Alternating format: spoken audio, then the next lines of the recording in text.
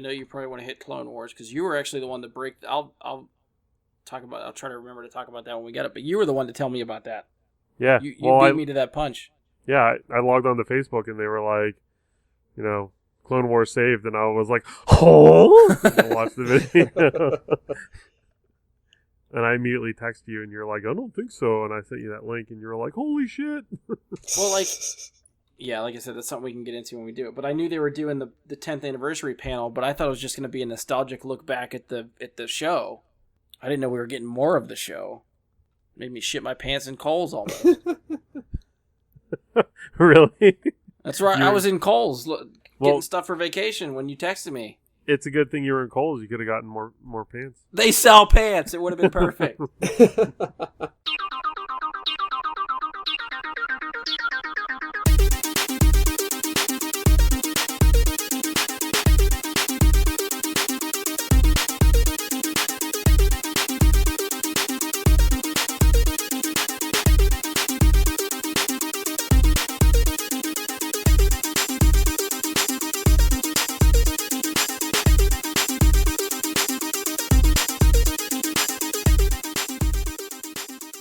Hello and welcome to another episode of Bry Guy and His Super Friends. I'm your host, Brian Labick. Joining me for this episode is Andy Stoles. What's up, podcast people? And Josh Zorch. I am just happy to be back. It has been a long time. It has been a long time. And rounding out with Mike Bradley. Thank you. It has been a long time. I agree. I think it's been a long time for everybody, really. It's been, 3-4 weeks, probably? Maybe more than that. I was on the last show, wasn't I? I honestly, at this point, I can't remember when the last show was. I feel like it's been at least a month. If I was on the last show, that was June 26th. Okay. Because that's the last time I recorded. That's the last time I uploaded something on Google Drive. So. Then yeah, that sounds about right. Month, 5 weeks then, probably. Something like that. Yeah. So, yeah, we've been away for a little while, but we're back now. Hopefully we can keep the routine and trend going. If not every week, hopefully every other week, something like that. And hopefully we won't be able to take that long of a break again. Keep all these, the 10 people that listen hanging. They've been starved for entertainment attention.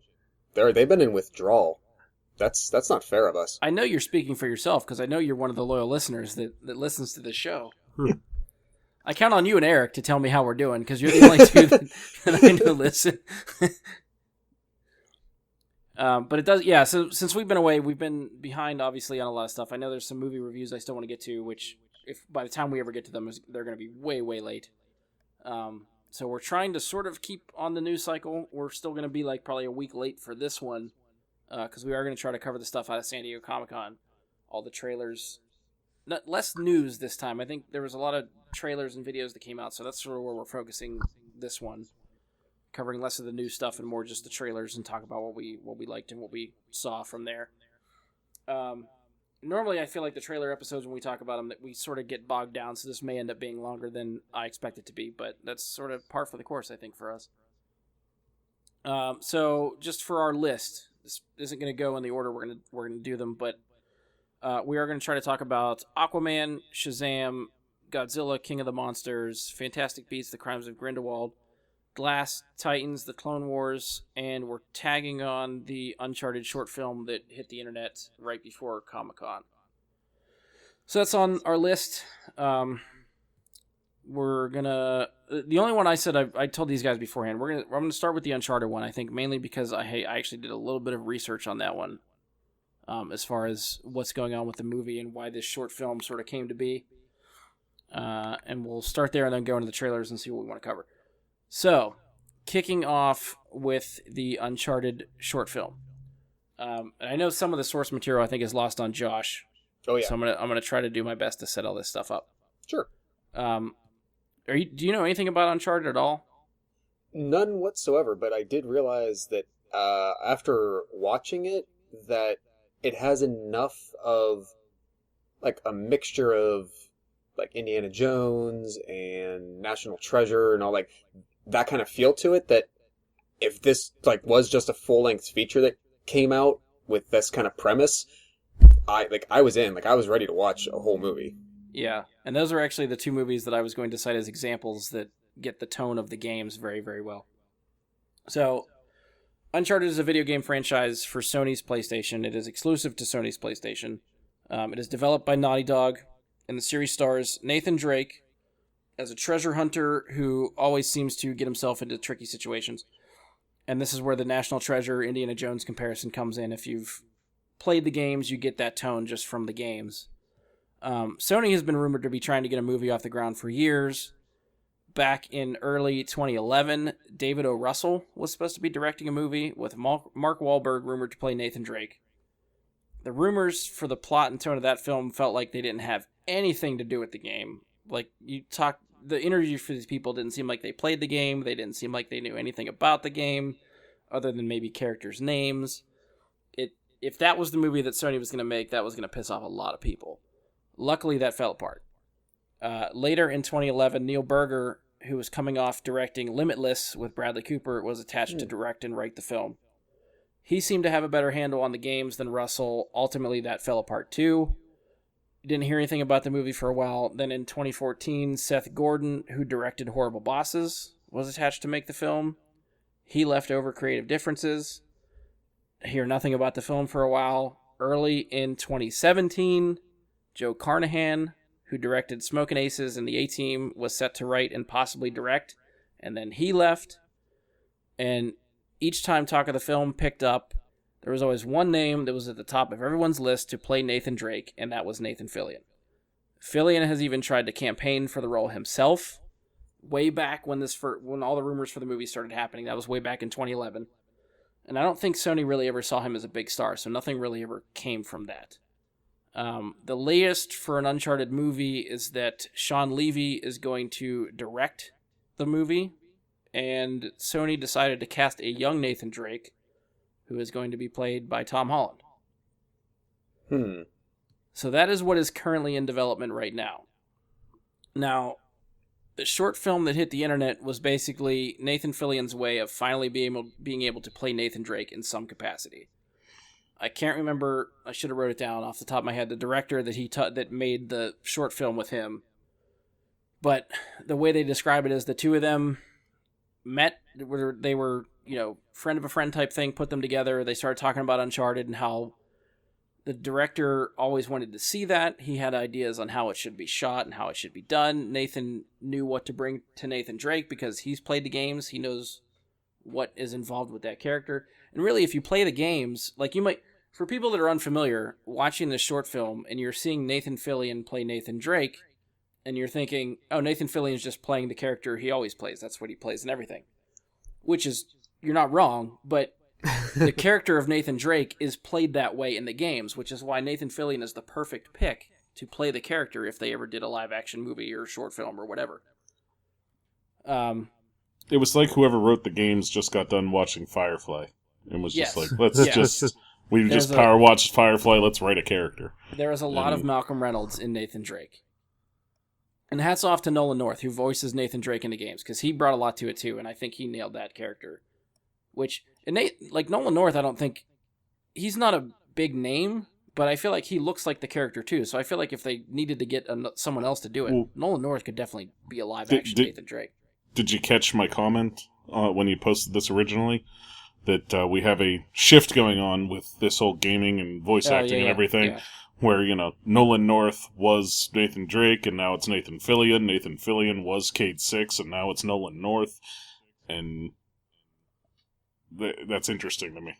Having that role switch just like that pretty much at the same time the announcement happened. Yeah, I think they both acknowledge each other, so that's always fun to see. Mm-hmm. I know Josh hasn't, but Mike or Andy, have you guys, any of you played the Uncharted games at all? I've played all but the newest one. Okay. I played number 2. That was the only one, just 2? Yeah. Okay. You guys, what did you think of the games? You like the games? Yes. I mean, 3, 1 and 2 were out of this world. Fantastic. It's intense, and I enjoyed it. I'm not usually a fan of those types of games, but I played that game to its completion, which is rare for me. So yeah, I would say I'd give it a thumbs up. Yeah, it's a stamp of approval from you.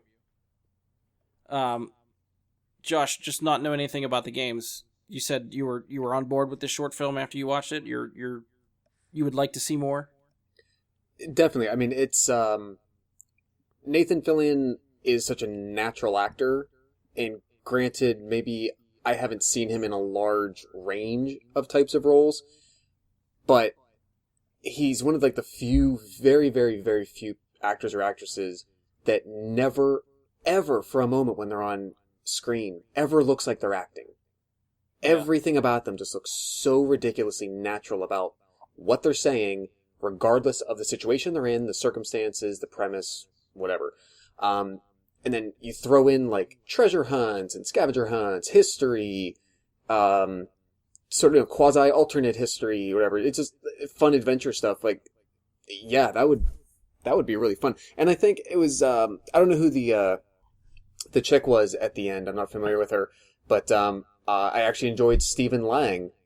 Yeah. In that too, I thought they played off each other really well. It seemed like their banter together worked well, as opposed to like it didn't seem forced at all. He hit the character from the games pretty well with that as well. He doesn't look like the character from the games necessarily, but his attitude and everything seemed right to me. Yeah, I wouldn't immediately pick Stephen Lang to play Sully, but it totally worked for me in the short film. Yeah, she did pretty well. I think the only thing I recognized her from was I think she was in that episode show with Joey from Friends. You're talking about the chick at the end that plays... I'm assuming she's Elena? Yeah. The blonde. Oh, he was on... Oh, Matt LeBlanc's like later show episodes. Gotcha. Yeah. Yeah, I didn't see the show, but okay, at least there's a reference for her. Yeah, she looked familiar. I couldn't tell you what she was in, though. So yeah, at least you pinned down something. I think she was actually in an episode of How I Met Your Mother at one time. Okay. Yeah, if it was just one episode, I don't know if I remember. Yeah, it was just like a one episode, one-off character thing. But I like the potential for this, because, I mean, it really does, in this instance, to me, feel like the same thing that happened with Deadpool, where you got that short. I was thinking the same thing. And then that short became an actual scene in the movie later. Oh, okay. So maybe they just use that kind of verbatim, or they sort of recreate it with a little more gravitas. Yeah. Yeah, like, that would be interesting to see them do if it ever does get we ever do get a Nathan Fillion Uncharted movie. But I like to see the passion that an actor has to play a character come out this way. Yeah. You know, that to me says it's going to be good. That's why Deadpool works so well, because Ryan Reynolds was so dedicated to doing it, and Nathan Fillion being so dedicated to this character and wanting to play it. Just roll with it. Just let it happen, you know? That's my opinion, but Sony's not going to care what I say. I kind of thought, like, well, at least maybe I'm crossing my fingers and hoping this goes the Deadpool route. I don't think it got enough buzz and exploded on the internet as much as Deadpool did. So I don't know if it's going to reach that far. I think part of it's that it's 15 minutes long. And being that long, it's, you know, people like short, quick, snappy things like that when it's going to get that viral thing going the way that Deadpool did. So, I feel like that's probably part of it, but you really couldn't do what they did here in any capacity in 2 minutes. Plus, if Sony already has a movie in production, I don't know if they're going to actually do anything to reflect the short film. The only thing I could maybe see them doing is if they cast Tom Holland to play young Nathan Drake, you could bookend the movie with, like, modern, older Nathan Drake. Mm-hmm. And if they wanted to bring in Nathan Fillion, he could sort of bookend the movie, and then maybe you could kick into a sequel like that. I think that would be really cool. Because there is a section of Uncharted 3 that opens with young Nathan Drake, but you don't play the whole game that way. Right. Andy, I cut you off. You were going somewhere. Actually, you just answered my question. I was going to ask you if any of the games have a young Nathan Drake, but okay, you just answered it. So yeah, there's a little bit of a prequel-esque part to the third one. It has young Nathan in the streets being a thief and running into Sully for the first time, and how that relationship starts. So, I mean, I guess they could build a whole movie around that if they want to, but I still would like to see some sort of modern day like, Nathan Drake. Yeah, I was gonna say, I feel like they mentioned all the major like plot points from the games in this short, with the exception, I think, of Sir Francis Drake. Okay, yeah. I feel like that was the only one they didn't really mention when they were talking about the thing that when the tough guy was telling them about the things he's done. Right. I feel like they touched on all of them. That's the thing. Like, I don't understand why it's been so hard for Sony to crack the code to this game. I think if you just pitch it as National Treasure and modern Indiana Jones, like that should sell itself. Sold. Yeah, exactly. Even people like Josh who don't know the game and the premise, like people want to see, treasure hunters and history, right. And yeah, it's like a genre of film that isn't really out there anymore. Like I don't know other than National Treasure if there's been a movie series sort of after that or like that sort of fills that niche, and I can't think Tomb of Raider a little bit. Well, that's true. The newest one. But before this Tomb Raider reboot, the second Tomb Raider with Angelina Jolie came out the year before the first National Treasure. So you had from like 2007 was, I think, National Treasure 2, all the way to 2018. With nothing really filling that genre. Space. Yeah. So yeah, which kind of sucks because it's a really fun genre to watch. Oh yeah. Yeah, this is one of those games where I love playing the Uncharted series, but if someone else was playing the game, I would just sit on the couch and watch them because those games are so well done. And they craft really good stories and character moments and stuff like that. It's really fun to watch the characters interact. Mm-hmm. I agree. And I just want to get your guys' impressions. Was there anything else you want to dive into this? Because I feel like there's certain things I just want to gush about from this thing before we move on. I want to try to get through it because I know we have a lot of stuff to cover. Yeah, go ahead. Gush. So I thought it was shot really, really well. There were certain camera movements that I think I haven't seen done, and maybe it's just because it's a short film, but even the long shot of them coming up the driveway at the very first, and the camera kind of spins around in that wide shot, that was really cool. The reveal of Nathan Drake, of just dragging him in covered, you get the very close-up shot of the Sir Francis Drake ring around his neck, which that alone gave me goosebumps. And you rip off the head to reveal Nathan Fillion's Nathan Drake. I thought that was really expertly done. The fight scenes, he fights like he does in the game. Just wildly swinging and hitting people. Cheap shots, that's what he does in the game. Like that, to me, was fantastic. Even just him spouting all the history stuff when he finds a clue. They do that in the game to move the plot forward. That worked really well in the short film. After he falls out the window, and then the black bars at the top of the bottom of the screen disappear and it becomes full screen, just like you're ending a cutscene in the game and then getting to the action part. That made me giddy. And the over the shoulder that follows that instantly. Yes. Yeah. To me it was pitch perfect. And if they continue this somehow with Nathan Drake, I feel like you have to bring this director around with him because he completely understands what needs to be done and how to shoot it. And I thought it was fantastic and great. And I'm done. You guys can chime in.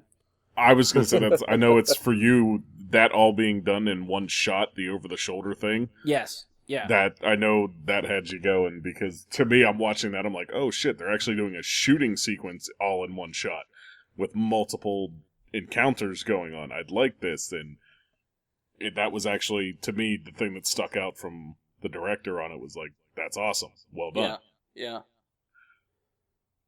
And even just like getting the coordinates at the end with the bracelet, like fun clues like that to piece the puzzle together to move you on to the next thing. All that, it was so great. Okay, I'm done. Anybody else? I would love to see more of that. I was entranced through the entire thing. I thought, Nathan Fillion, as usual, had perfect comedic timing, and he looks the part. It's almost like he thinned up for that too. Yeah. Oh yeah. Yeah. He's been on Modern Family for a while, and he definitely is a little bit looks more in shape. Like he actually looked like he put some muscle on too. Yeah. Josh, anything final thoughts? Anything else for it?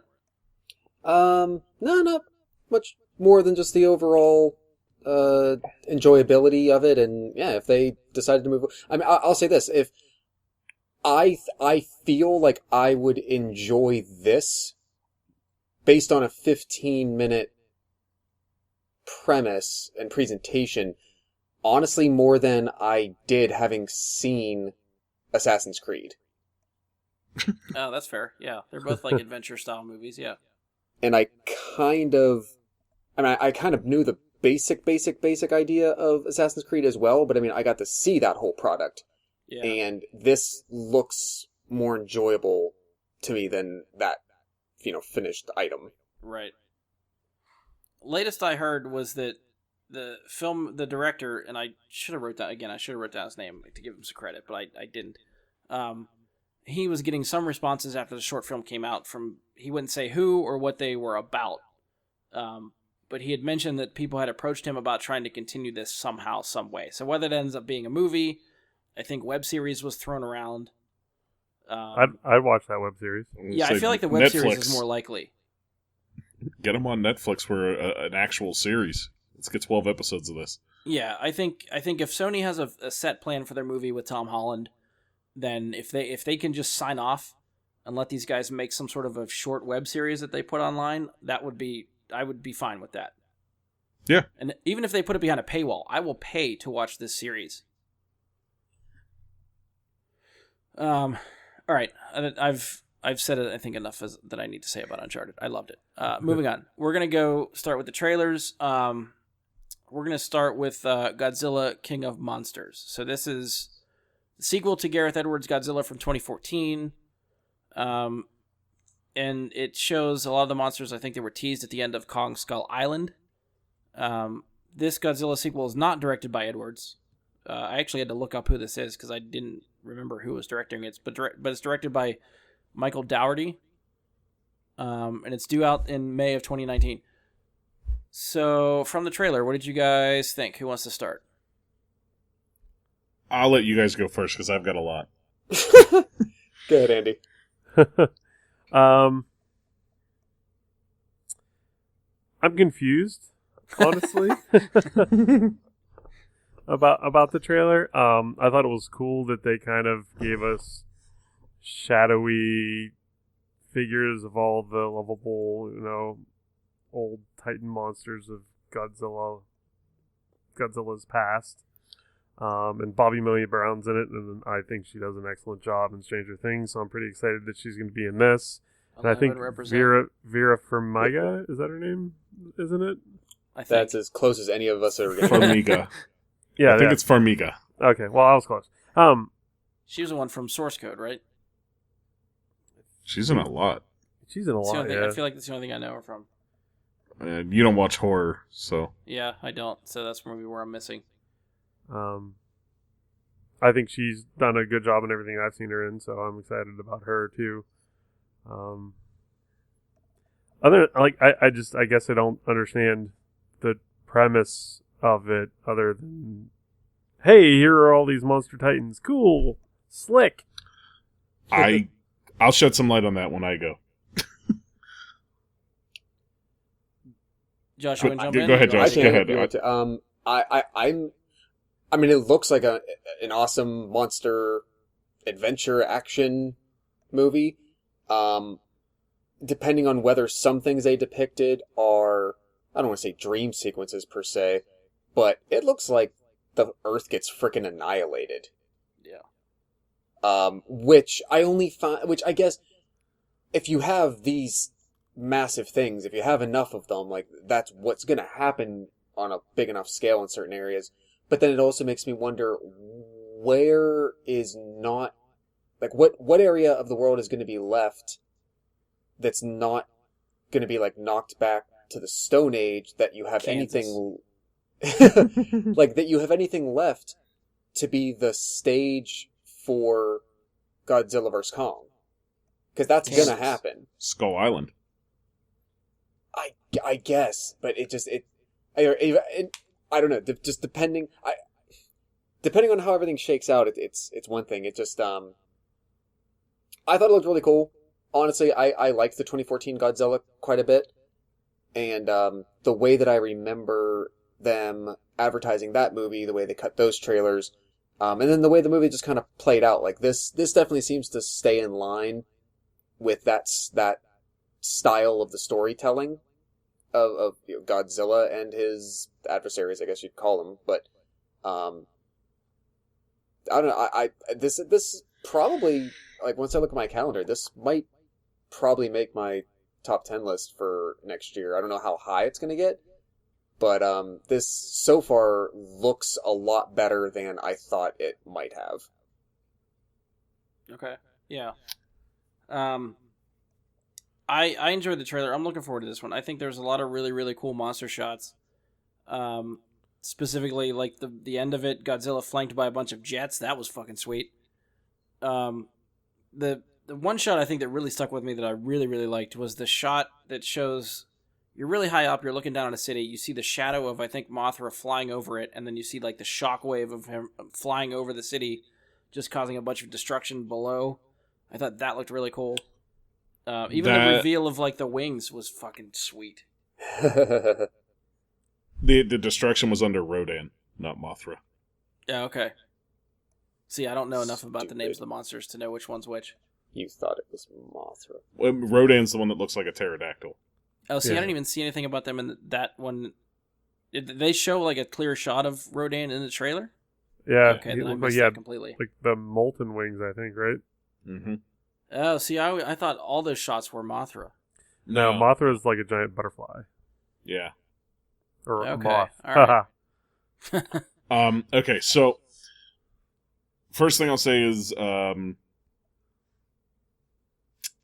if you look back and putting these three monsters in this movie, actually really, in the three monsters I'm talking about, since we didn't mention King Ghidorah, are Rodan, Mothra, and King Ghidorah.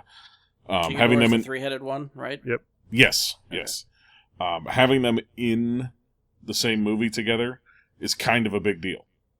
Because they were all three in the first ever movie that King Ghidorah appeared in, which was, I think it was called something like King Ghidorah, the Three-Headed Monster.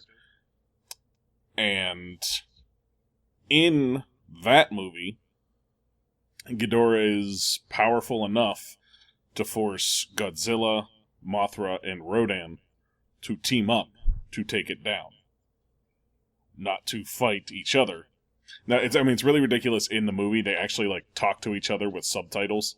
Like, it's those old kaiju movies, but they actually talk to each other and, like, discuss that, like, oh, Mothra comes and's like, hey, you have to help. And they're, no, we're not going to help you. You're an enemy. And then Mothra gets his ass kicked by Ghidorah, and then they kind of team up after that. When they see him get his ass kicked, they're like, okay, let's team up and take down Ghidorah. So seeing them there, it makes me wonder, is that going to happen again?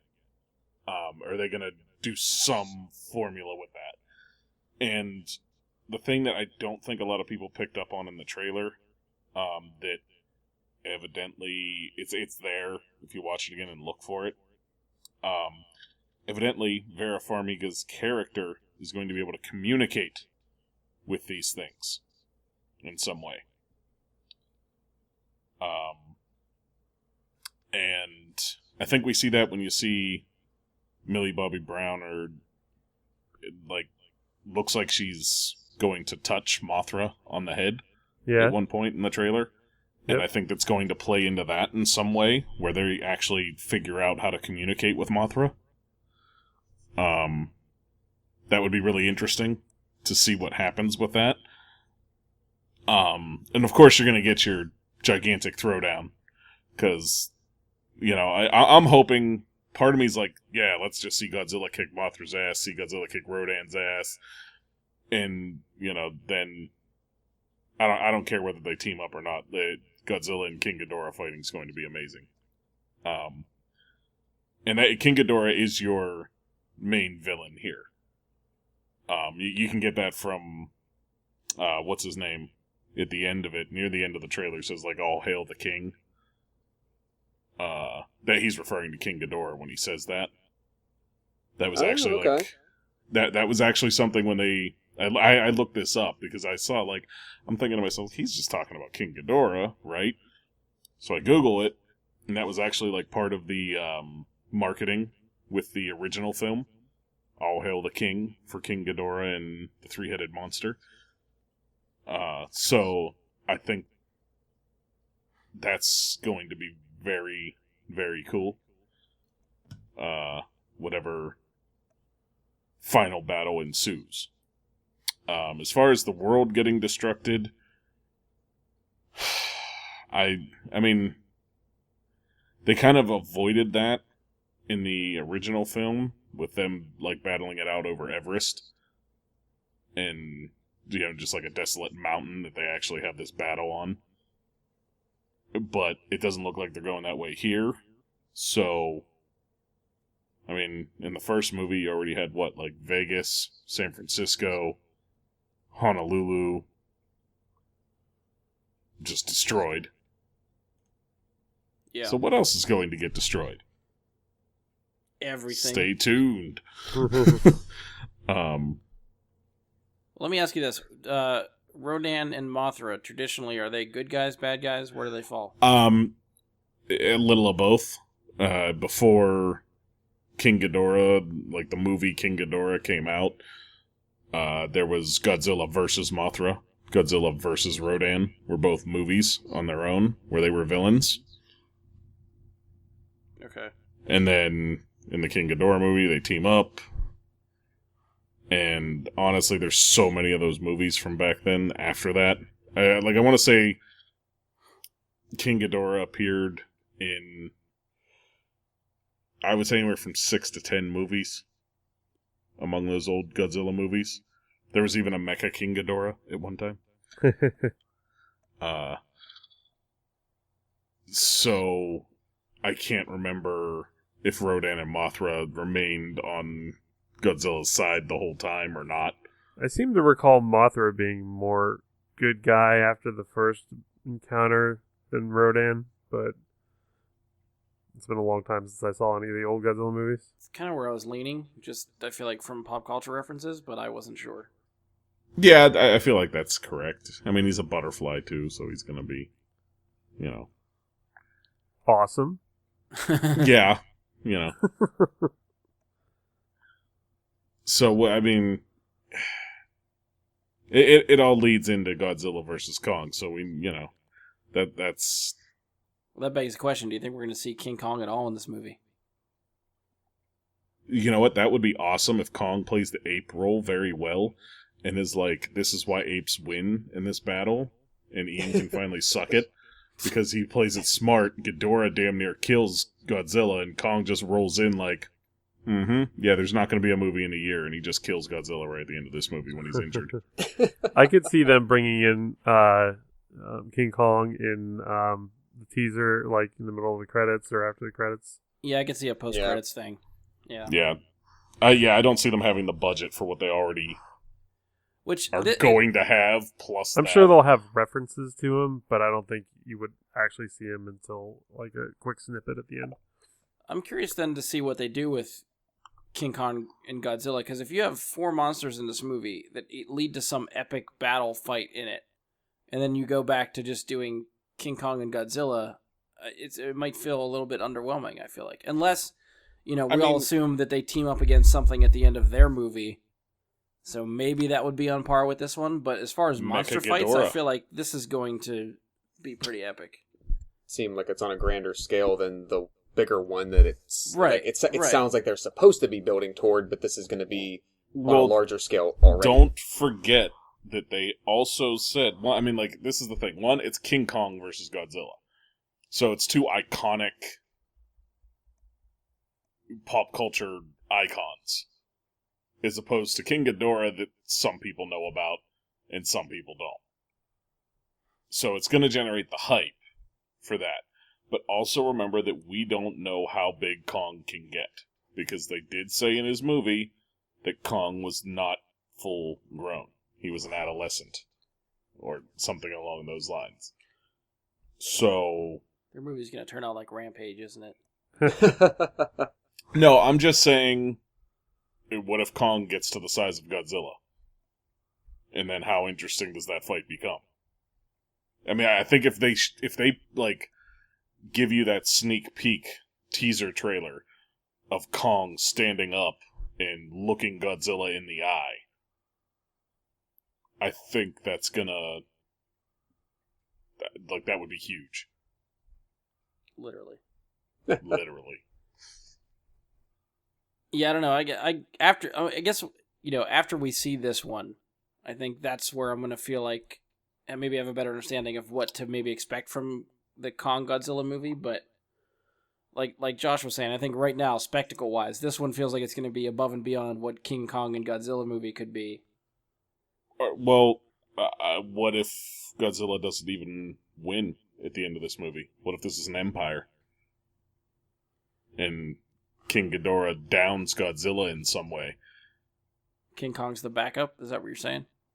Well, I'm saying they team up to beat him. Like, the team up of Mothra, Rodan, and Godzilla isn't enough this time. Yeah, I mean, if you somehow bring like the same cast of monsters back in King Kong versus Godzilla or whatever, and then you just throw in Kong, that would be upping the ante for me. But if you go from like 4 monsters to 2 monsters and that's your movie, that to me seems underwhelming. I'm saying Ghidorah kills Rodan, Ghidorah kills Mothra. Kong, or Godzilla rather, is able to retreat, but has to retreat. And he accidentally retreats to Skull Island. So you have an initial battle with Kong and Godzilla, but Ghidorah interrupts it in some way. And they team up to right what is wrong in some way, shape, or form. I'll buy that. You convinced me. Ghidorah was a recurring villain. Like, in the first film when they team up against him, they just actually banish him to space. They don't even kill him. So... Alright. I'll buy that one. Anything else for Godzilla? I'm excited to see it. Yeah, like Josh said, I think there's... Come to think of it, there's probably a lot of things on this list of stuff we're going to cover that have the potential to crack my top 10 for next year. I agree. So, yeah, we'll have to keep an eye on what else is coming. Now, actually, I just thought of one caveat. So we did not do a anticipated 2014 list episode, mostly because the show didn't exist at that point. But we did do one for 2017, and Kong Skull Island was pretty strong on several of our lists for that. And then we saw it. So, just keep in mind, things can definitely change between how marketing can be used to attract you and what the, offerable product actually is. I feel like there was quite a bit of buzz about the 2014 Godzilla, and I fucking love that movie. And they got the same amount of buzz for King Kong Skull Island, and it was just kind of meh for me. So. Right. So this could definitely be hit or miss, but so far, right. I think it looks good. Yeah. Yeah, no, I think I'm with Andy. I think the marketing, I felt like for the first Godzilla from 2014 felt better than the marketing for Kong. Like you almost had an instance going in that that Godzilla was gonna be better. I felt like, and I feel like just from this one trailer that this is more in line with the marketing for the first Godzilla from 2014 than Kong Skull Island. I agree. And this is coming from the guy that had Bradley that had Kong Skull Island number 3 on his most anticipated for 2017. Going to the stats now. I see. That's why I keep these around. What? I have these lists on hand. Love some kaiju, giant monster movies. They're among my favorite types of movies. So, yeah, it was going to be there. And, yeah, it was a disappointment. Hey, Josh had it as number 7. Yeah. Matt Close had it for 8. So 3 out of the 5 people that did most anticipated it Kong made their list. So yeah, I guess again, we'll have to wait and see. We'll have to wait till May, but we'll be quickly approaching.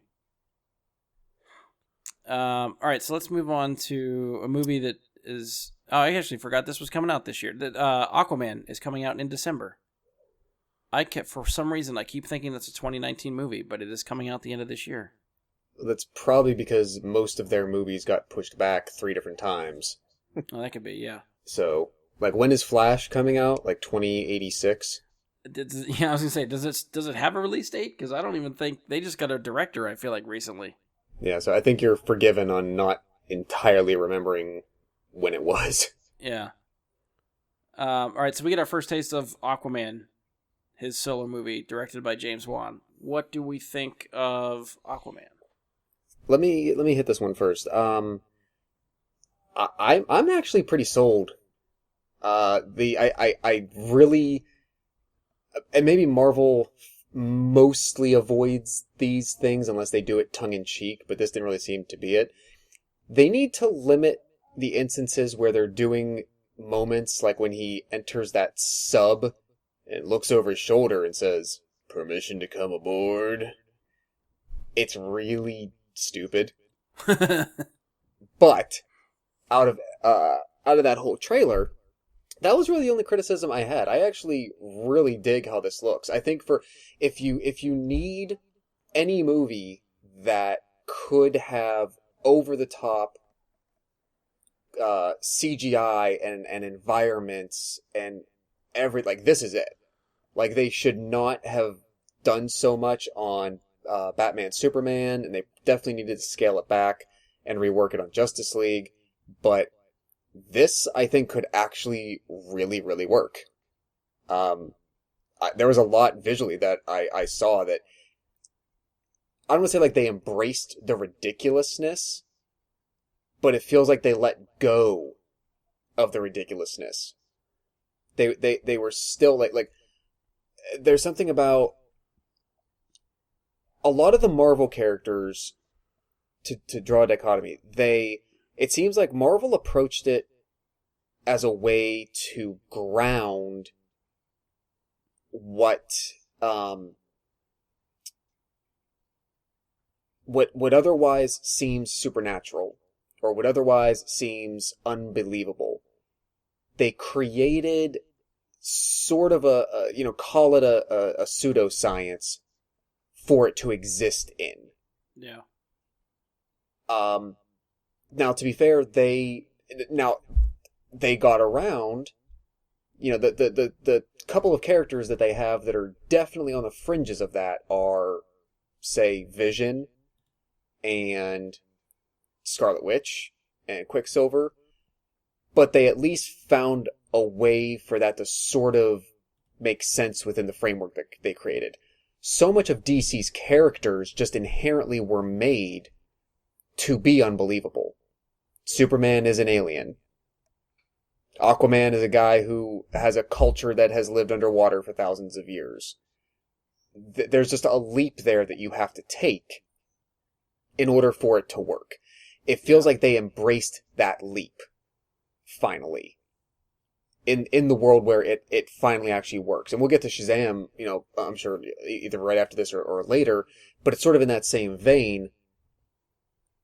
DC's problem was that they weren't acknowledging enough to the viewer that we understand that this is ridiculous.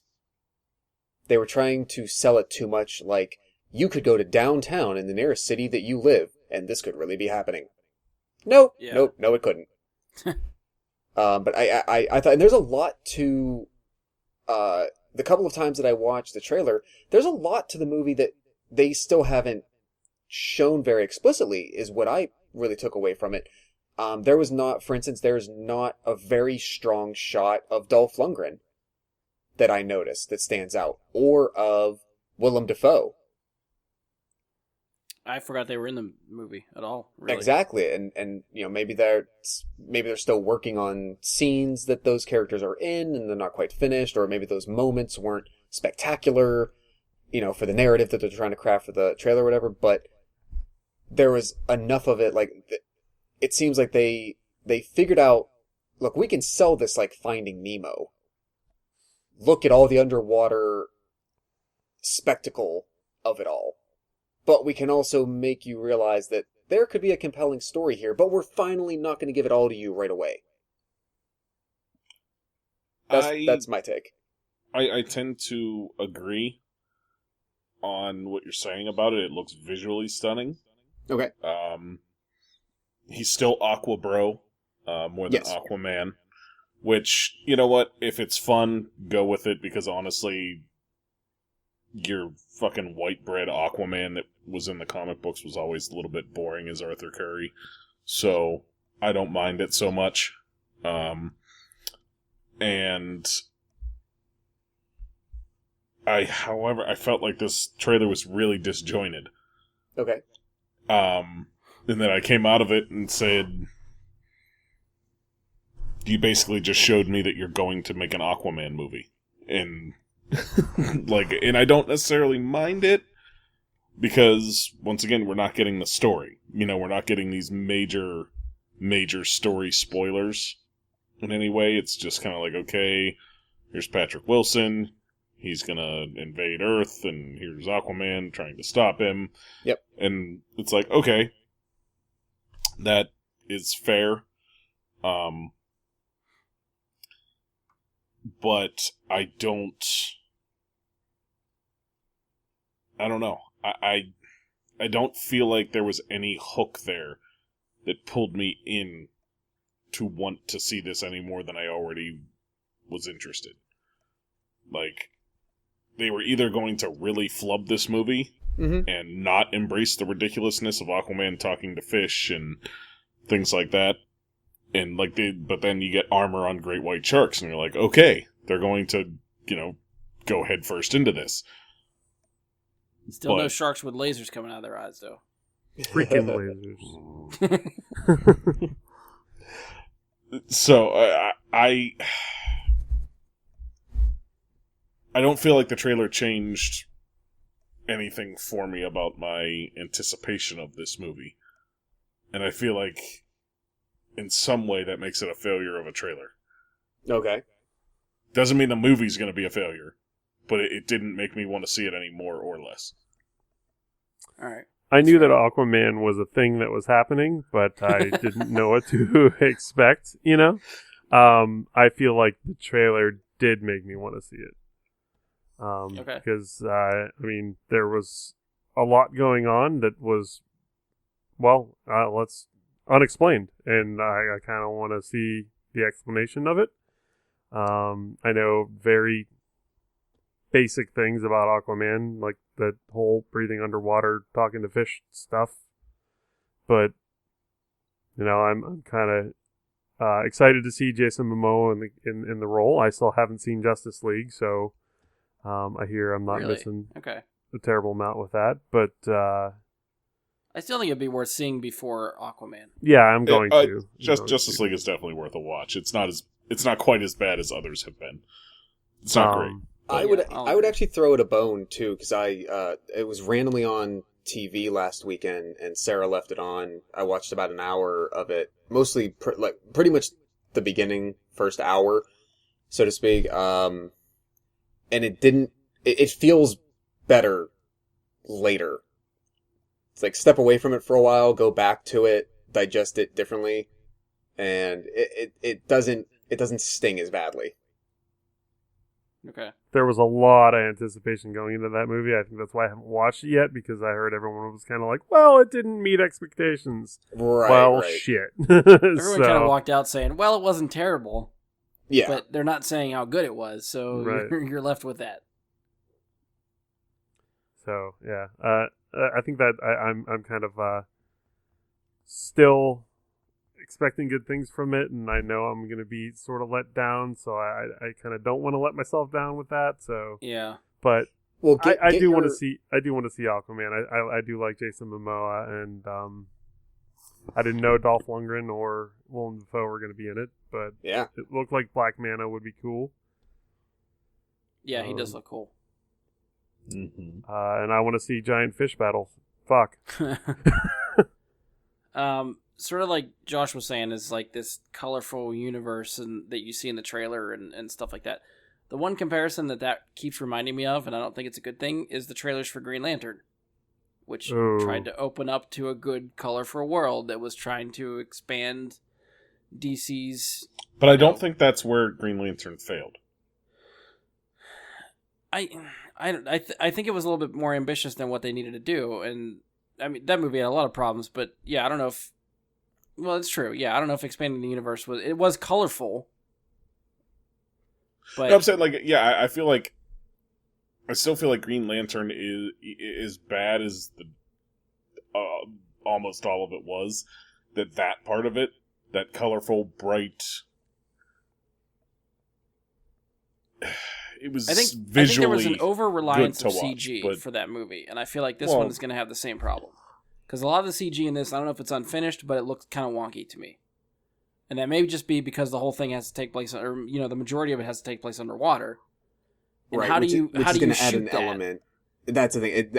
That's why I think maybe this will be a little bit more forgiving, because the challenge of emulating anything in or underwater is really, really difficult. Especially with there's a big difference between doing something like Finding Nemo and with something that is supposed to be, quote, real, like people and actual, like, we're not looking at a cartoon, we're supposed to be looking like at a real shark with armor on it. Well, true, but you get, you know what I mean? Like, I'm supposed to be looking at a person, a real human being underwater.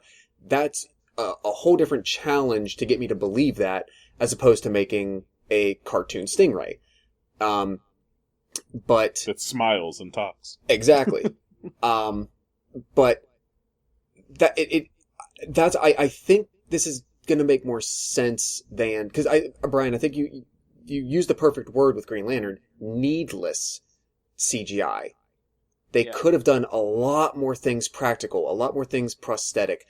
They could have approached it a different way. They were in space, but and maybe that's where, for instance, like Guardians of the Galaxy succeeded so much, because of the way that they thought about portraying space beings and cultures and whatnot.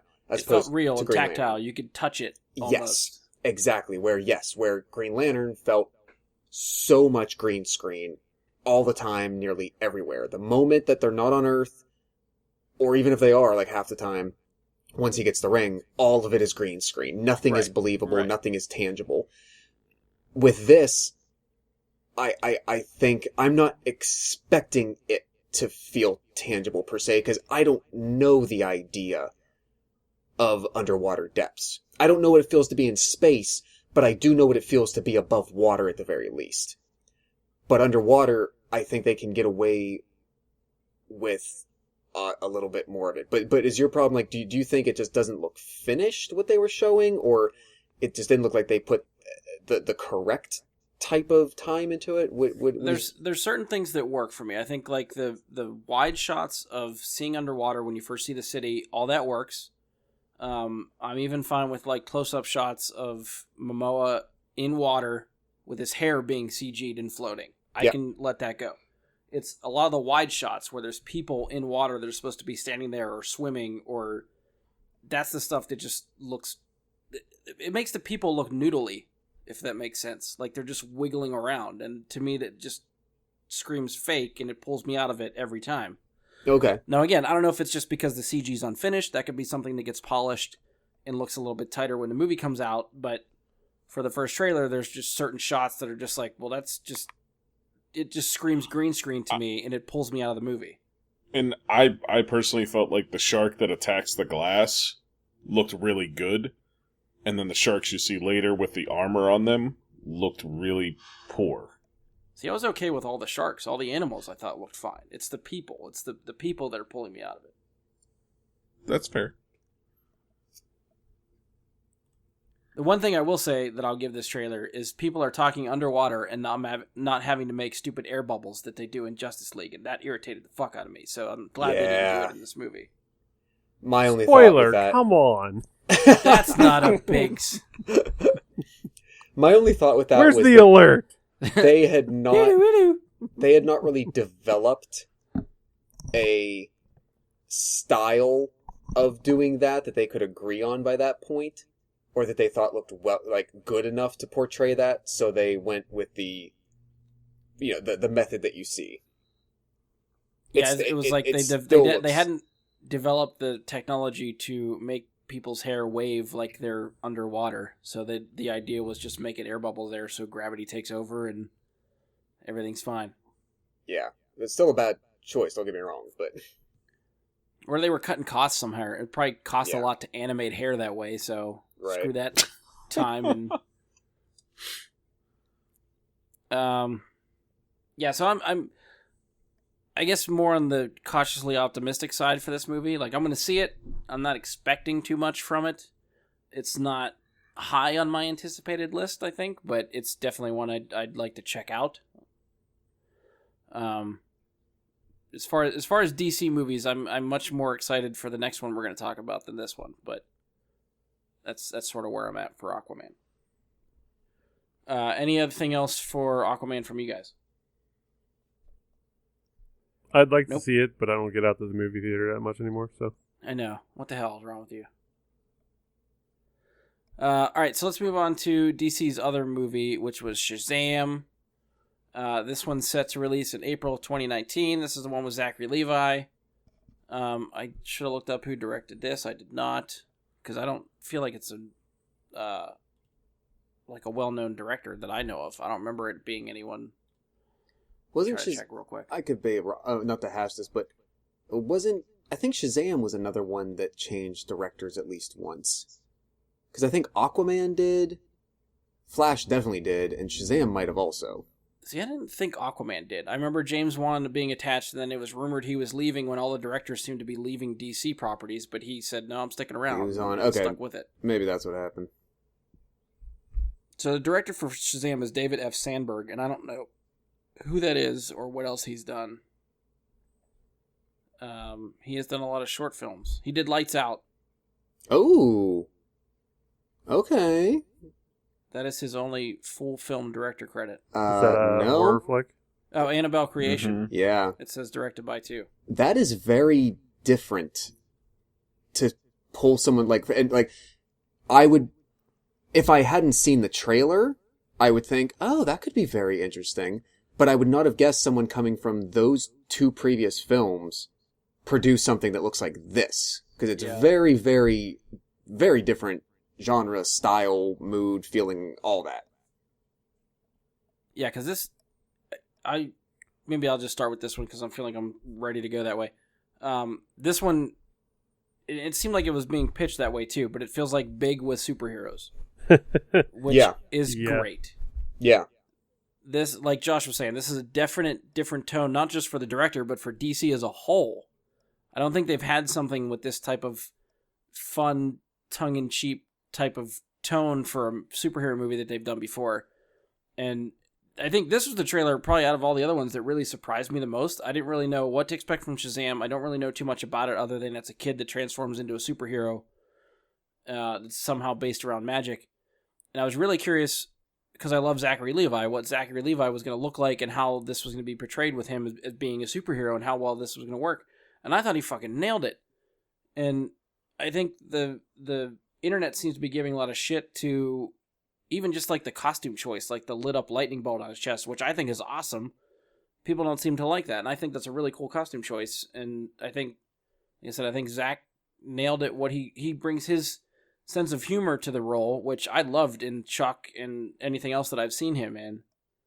And I'm really excited to see what he does in this movie, being the main guy. All right, so I just looked up real quick, and Josh was very right about the development of this.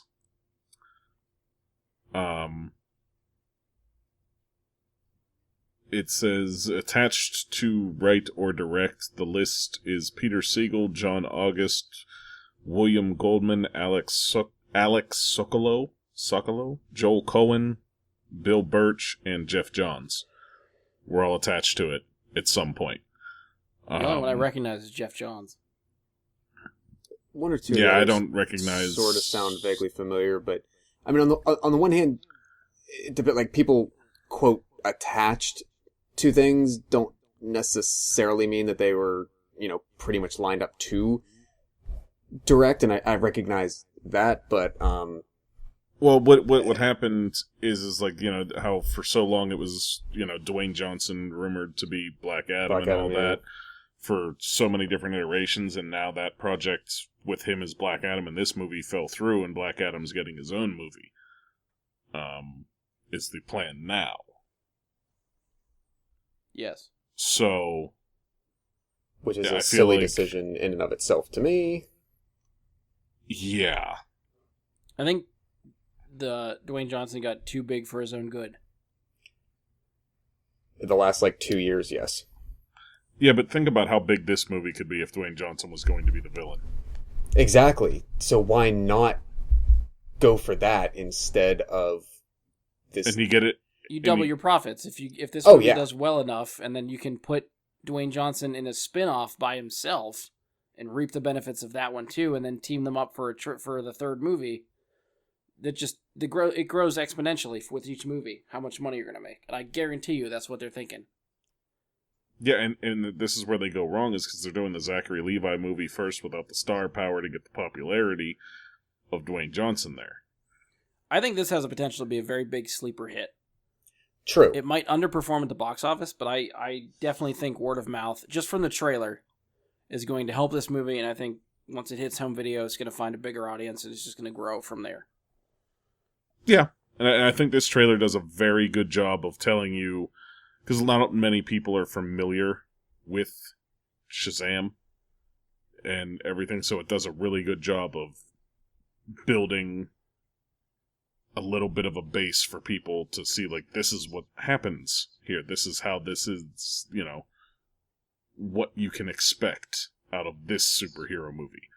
Given that you're inundated with superhero movies these days, this one has this to offer. It's actually a kid as an adult. Isn't that different? And I feel like that is going to play well. I lost count of the amount of times I laughed during this trailer. And I never thought I'd say that for a DC movie. Oh, yeah. Yeah, figuring out all the superpowers and... When he's charging people's phones... Yeah, it's just walking by randomly. And the whole line at the end of them walking out of the convenience store and he's got a handful of shit and he's just like, oh, hey, what's up? I'm a superhero. Like, that's totally what a kid would do. It's so great. Yeah. Levi delivers that line perfectly. Yeah, it definitely looks like it's going to be fun. And let's not forget the Between Two Worlds thing that Josh does. Uh-huh. Yeah, there's two people in that. Mark Strong. Yep. And Levi. And... Oh, three of them. Oh, yeah. Levi, yeah. Who's the third? Wasn't that Jimmy... Jim and Hwansu. Yeah. Oh, the Pursuer. Yeah. Yeah. You hear his voice, but you don't see his face. That's why I'm getting thrown off. Yep. Yeah, he's the wizard or whatever. I don't think I saw Mark Strong. Did I miss him? He shows up. He's there for a half a second. Yeah, he says like, "Oh, you're like a villain or something." Oh, you're the bad guy, and he tries to throw a punch at him. Okay. Yeah, you see him very, very, very briefly. Although, does it count if Mark Strong goes from DC to DC? I kind of forget the rules of the Between Two Worlds. I'm gonna say yes, just because it's obviously completely separated incarnations of their attempts on things Nicole Kidman. We skipped over Aquaman because we knew we wouldn't have time, but there's 5 connections there's 5 entries on that was one you were talking to me about Aquaman that we could have gone over, and I think 1 or 2 of them we might have mentioned already in previous segments when we've done it, but Nicole Kidman was previously in a DC movie, Batman Forever. Yep. Now she's going to be in another DC movie, Aquaman. Would I put her on my list? Yes, I would, because they have nothing to do with each other. Of course, now you got me thinking of Nicole Kidman in Batman Forever, in her prime. Oh my God. Chase Meridian? Definite crush. Yes. Kickboxing in her psychiatrist's office. Oh my God, yes. Back when she was married to Tom Cruise and was twice his height. He was wearing heels. She wasn't. Oh, what a poor fast midget. Poor fast. Josh, Andy, you guys want to jump in on Shazam? Yeah, Andy. It looks fun. I'm in. I've liked Zachary Levi since his Chuck days, so I don't know. It looks fun. I'm in. I'd like to see it. Yeah. A little bit of a tangent. Mike and Josh, have either of you guys watched Chuck? No. I think I watched like half of the first season. You never finished it? No. Because you lost interest, or? Mm-hmm. All right, I was going to suggest it for you to watch, but now I feel bad. No, it just wasn't my, like, the comedy just didn't ring with me, I guess. I don't know. This is all like the pop culture this is references a and geek long stuff? time ago that I tried to watch it. Like a long time ago. I feel like with all the pop culture references that are in that show, I feel like that would be more up your alley. I mean, anything with Yvonne Strahovski in it, I'll give a second chance. That too. So, Josh, I know you have a lot of stuff you're always watching, but I'd still suggest this for you to check out at some point. Okay. Yeah, I'm sure it'll make it down your list like 3 years from now, but it's something like that, yeah. Pencil it in 4 there. seasons long? 5. 5 seasons long? 5. Yeah. All right, Fifth season was shorter, but yeah, 5 seasons.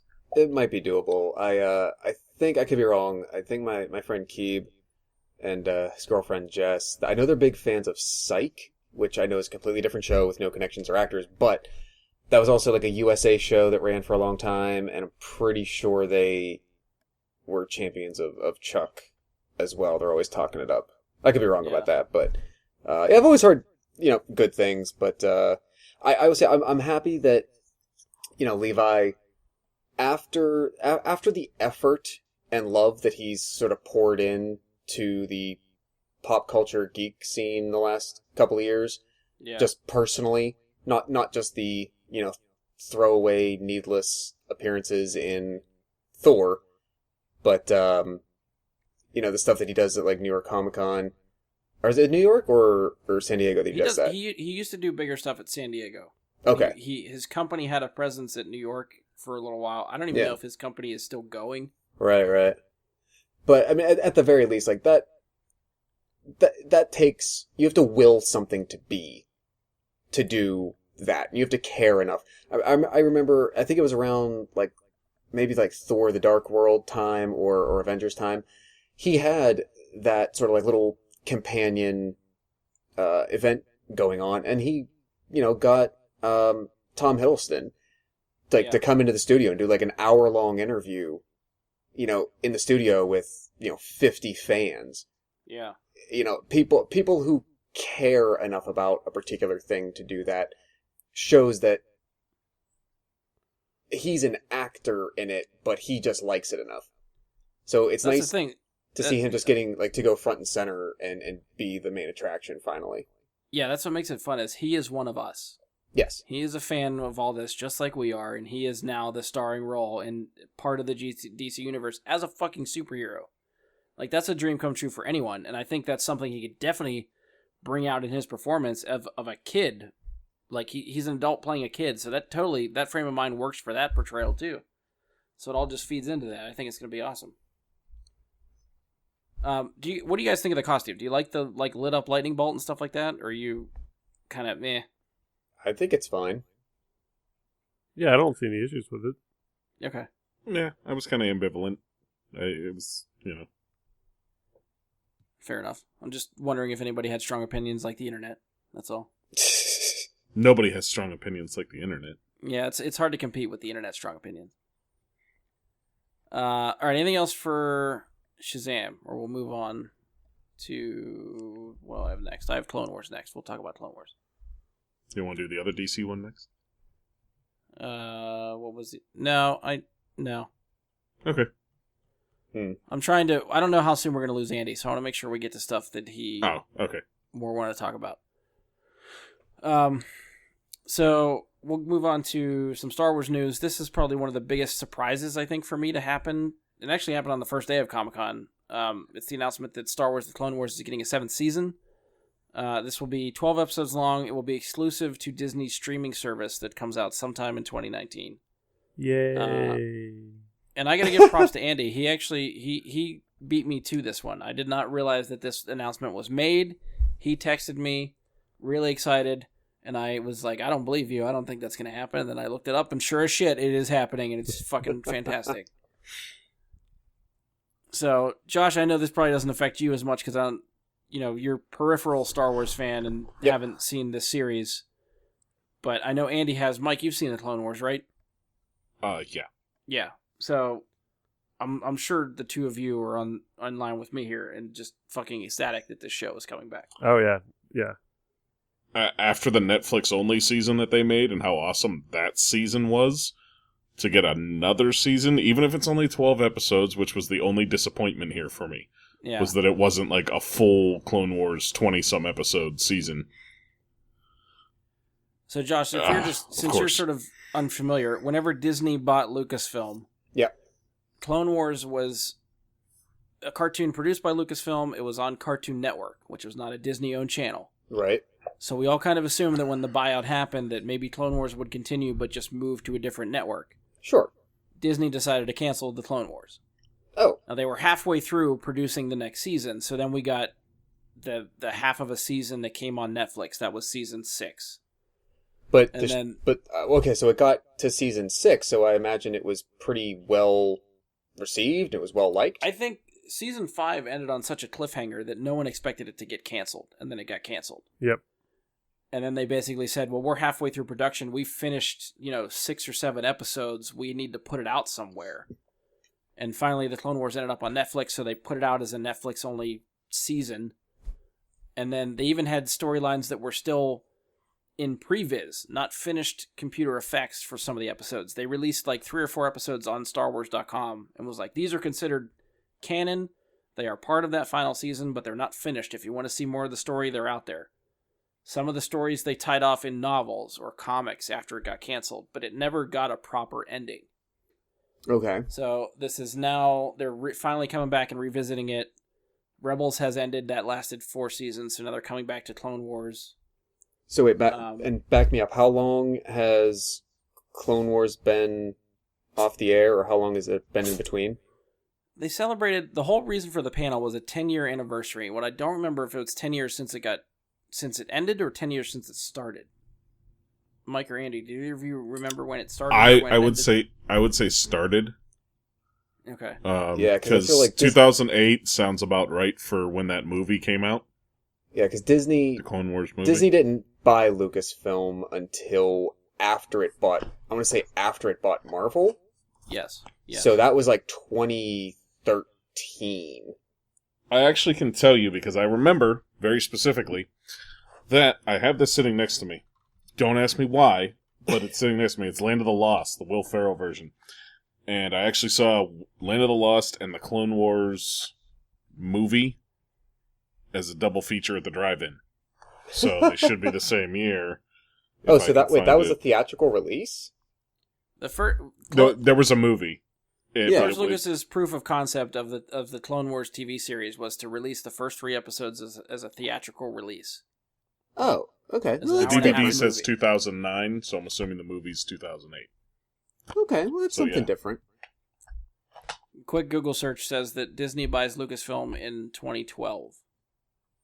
Okay, so maybe they bought Marvel like right around the same time. There was not that much in between. Not that far. So, okay, but that's about the timeline that I thought. Disney buys Marvel in 2009. What? Yeah, they definitely bought Marvel first. Well, I knew they bought it first, but I could have sworn, I guess I'm wrong. I thought either Avengers or Iron Man 3 was the first one to be released sort of like officially under the Disney banner. Because 2009 would have made it like Iron Man 2 or Thor. But maybe they already had deals with other distributors. I feel like 2009 would have made it like Iron Man or Incredible Hulk, wouldn't it? Iron Man and Incredible Hulk were 2008. 2008, yeah. But it could have been that they already had distribution deals or whatever in place with other studios for those first couple of films, so Disney couldn't necessarily put their name on it. Yeah, I always thought the first one that sort of showed up under Disney was the Avengers. I think you're right. Okay, wow, but the financial deal or whatever behind like that I was completely off. All right. Seems like, just doing another quick search, every 3 years Disney was buying a company. Which, come to think of it, makes sense. Okay, 2006, Disney buys Pixar. 2009, Disney buys Marvel. 2012, Disney buys Lucasfilm. I don't know if they bought anything in 2015, but if we go another 3 years after that, 2018, Disney buys Fox. So maybe by 2021 they'll buy They Delaware? will own everything, yeah. Sony. Yeah, Sony might be more likely if they keep bleeding money out of their movies. Or at least maybe Sony's like movie division. Sony Pictures. Yeah. That could happen. So yeah, anyway, that's sort of why it's a big deal, I think, for Star Wars fans. We never expected to get a proper finale to this series, and now it's happening. Yeah. Yeah, what is it? The last episode of what exists now is Yoda and Darth Bane as a Force ghost, isn't it? I remember a lot of the Yoda-centric episodes for that final half season. Yeah. I'm pretty sure that's like the last episode, last couple scenes you get are him having an encounter with a Force ghost of Darth Bane. And it was a really awesome scene, and it was like, now what? The big storyline that everybody wanted wrapped up was what happens to Ahsoka after Season 5. Being as cryptic as I can for people that may or may not have seen that stuff. And we sort of get answers to that in Rebels, but there's still a gap in between there that we don't know what exactly went down. So it's going to be really, really exciting to see how they tie that up. Yeah. More Ahsoka means I'm in 100% of the way.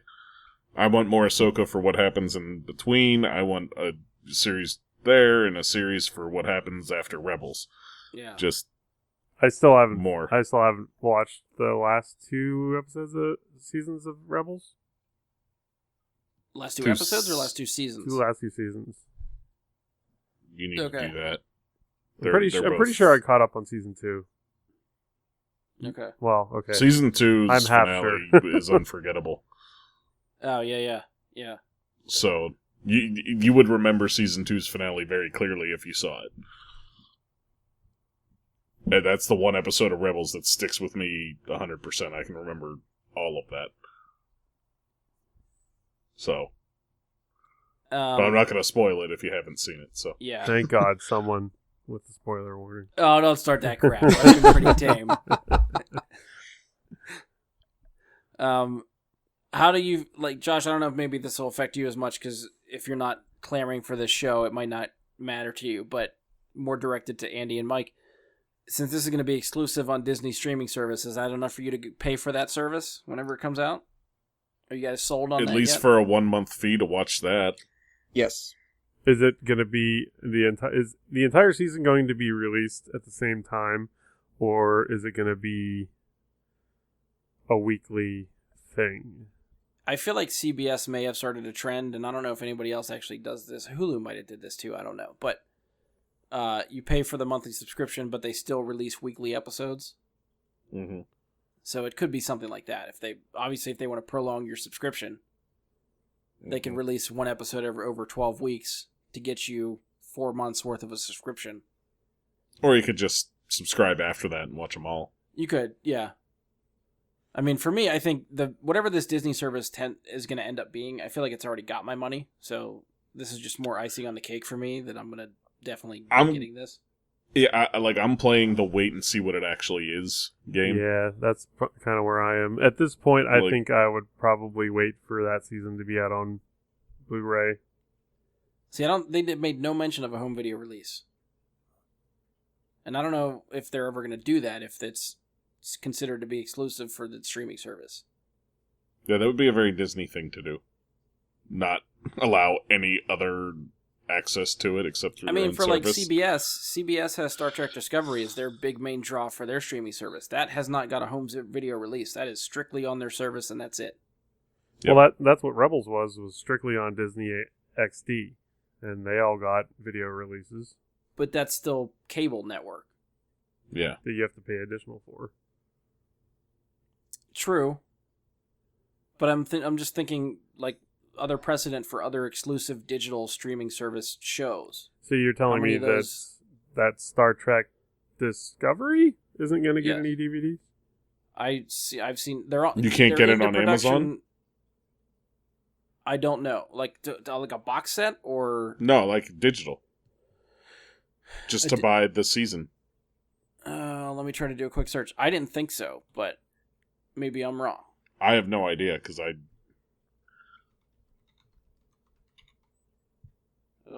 I'm not into Star Trek enough to pay for CBS's service just to watch this show. So it was never, if it was going to be like... So if you go to Amazon, you can watch or buy the first season, but it directs you to CBS All Access. I think it contradicts the point of having a digital service. I think it works against your business model if the point is to create exclusivity. Yeah, you want people to be the only destination to be able to find that thing. Right. And while they still could maybe justify it a bit later by saying, well, we're trying to still serve a market that isn't going to go in for this, and we're trying to, pick up some extra dollars from those. I don't know, like, we're going to talk about Titans in a little bit. It just, some of these things, there's been an inevitable move from clunky media to compact media to digital media. To some degree, it's got to still follow that eventually. I don't see there being any point in creating all these digital online services or something that you watch on a screen through that way just to then produce something physical. Yeah. Well, think about like how many Netflix exclusive shows have a home video release. This is true. I know there's some exceptions. Like I think like Orange is the New Black you can find on home video. Stranger Things got a first season release. I know I saw the other day I was in the store, I saw Jessica Jones. Okay. Mm-hmm. I don't know about the others, but I'm assuming like Daredevil and Luke Cage probably did. I've seen the first season of Daredevil out there, but I didn't see the second season of Daredevil out there. I've never really looked, but I've accidentally seen a couple of the Netflix seasons from Marvel. Just random seeing them walking through the store. So that could be more of a Marvel thing to try to get more money for Marvel, because Marvel doesn't own Netflix, so they don't. No, care but I could see them both being in favor of it. Whereas Marvel's saying like, yeah, sure, sell it for us, and Netflix is saying, well, let people see it that don't have the service. And maybe they want the service then because they see they can get this sooner if they have the service. Yeah. I guess I'm just trying to figure out the business model of what Disney could do with their streaming stuff. If they would actually do physical home video releases. My gut is telling me no. I doubt it. But yeah, on Disney's I feel like they model, could make money on it though, and I feel like they wouldn't pass that up. But I feel like we're at the stage where there's more people that are going to sign up for a streaming service than buy a physical disc.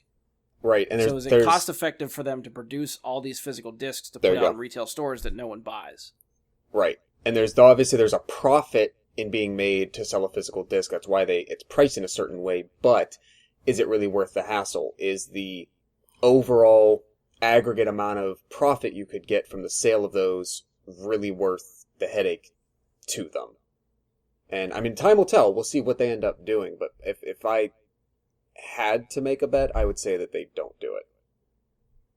Yeah, because I'm figuring it's cheaper and easier for them just to release it digitally on their platform and be done with it. Mm-hmm. Well, and, I mean, I can use myself as an example on that. I won the Fantasy Movie League. I went out and bought physical copies of discs for that, because that was kind of the rules of it. But before that, I actually can't tell you when the last time I bought a physical disc was. Even for things that I was like collecting, like the Marvel movies, I think the last one that I actually bought was Winter Soldier. It's the last one I actually have a physical copy of. Okay. All the rest of them are, from there on, it's all digital. Good. And, I don't buy any physical movies anymore. Like, don't get me wrong, if I'm walking through Walmart and I see, a $5 copy of a Blu-ray that I don't have on digital, yeah, I'll buy it for $5 because I don't have it in HD yet, so yeah, sure. and the digital is going to cost a full movie price in all likelihood. So, well, even if I'll pay $5. Let's say they don't put it on DVD, Blu-ray, put it in like a Target store or whatever. Do you think they'd sell the season on the side digitally? One Possibly. would hope. I don't know if That's it's where I anything think like the this opportunity Amazon is. example for Discovery. Is you go to Amazon, you search Star Trek Discovery, it points you to season 1, but when you try to buy it, the only link it says is start your 7-day free trial of CBS All Access. Ugh, So it points you just back disgusts me. to the exclusive site. I mean, I get, TV cable networks are struggling a little bit in the digital age, so they're trying to find that profit any which way they can. And to me, exclusivity it's worked in some cases, but it's not going to work unless you're producing content like what HBO and Starz have gotten. Like when The Sopranos is a good example of exclusive content. You could only get that from watching HBO or buying ridiculously expensive box sets at the time because of just how big the seasons were. So it would be like $100 for a season, or you could subscribe to HBO. And unless you're getting quality content like that, I don't see exclusivity working out that well. There's something to be said for that. It's just one example. HBO and Starz are the two I think of. Showtime may have some, I'm not sure, but you'd think of Westworld and The Sopranos and Spartacus. There's so many shows that you can go down that are top quality that you could only get in those places. And that's why the exclusivity worked. And getting movies available to watch long before other sources at that time was a big deal. Now there's many other sources. But, yeah.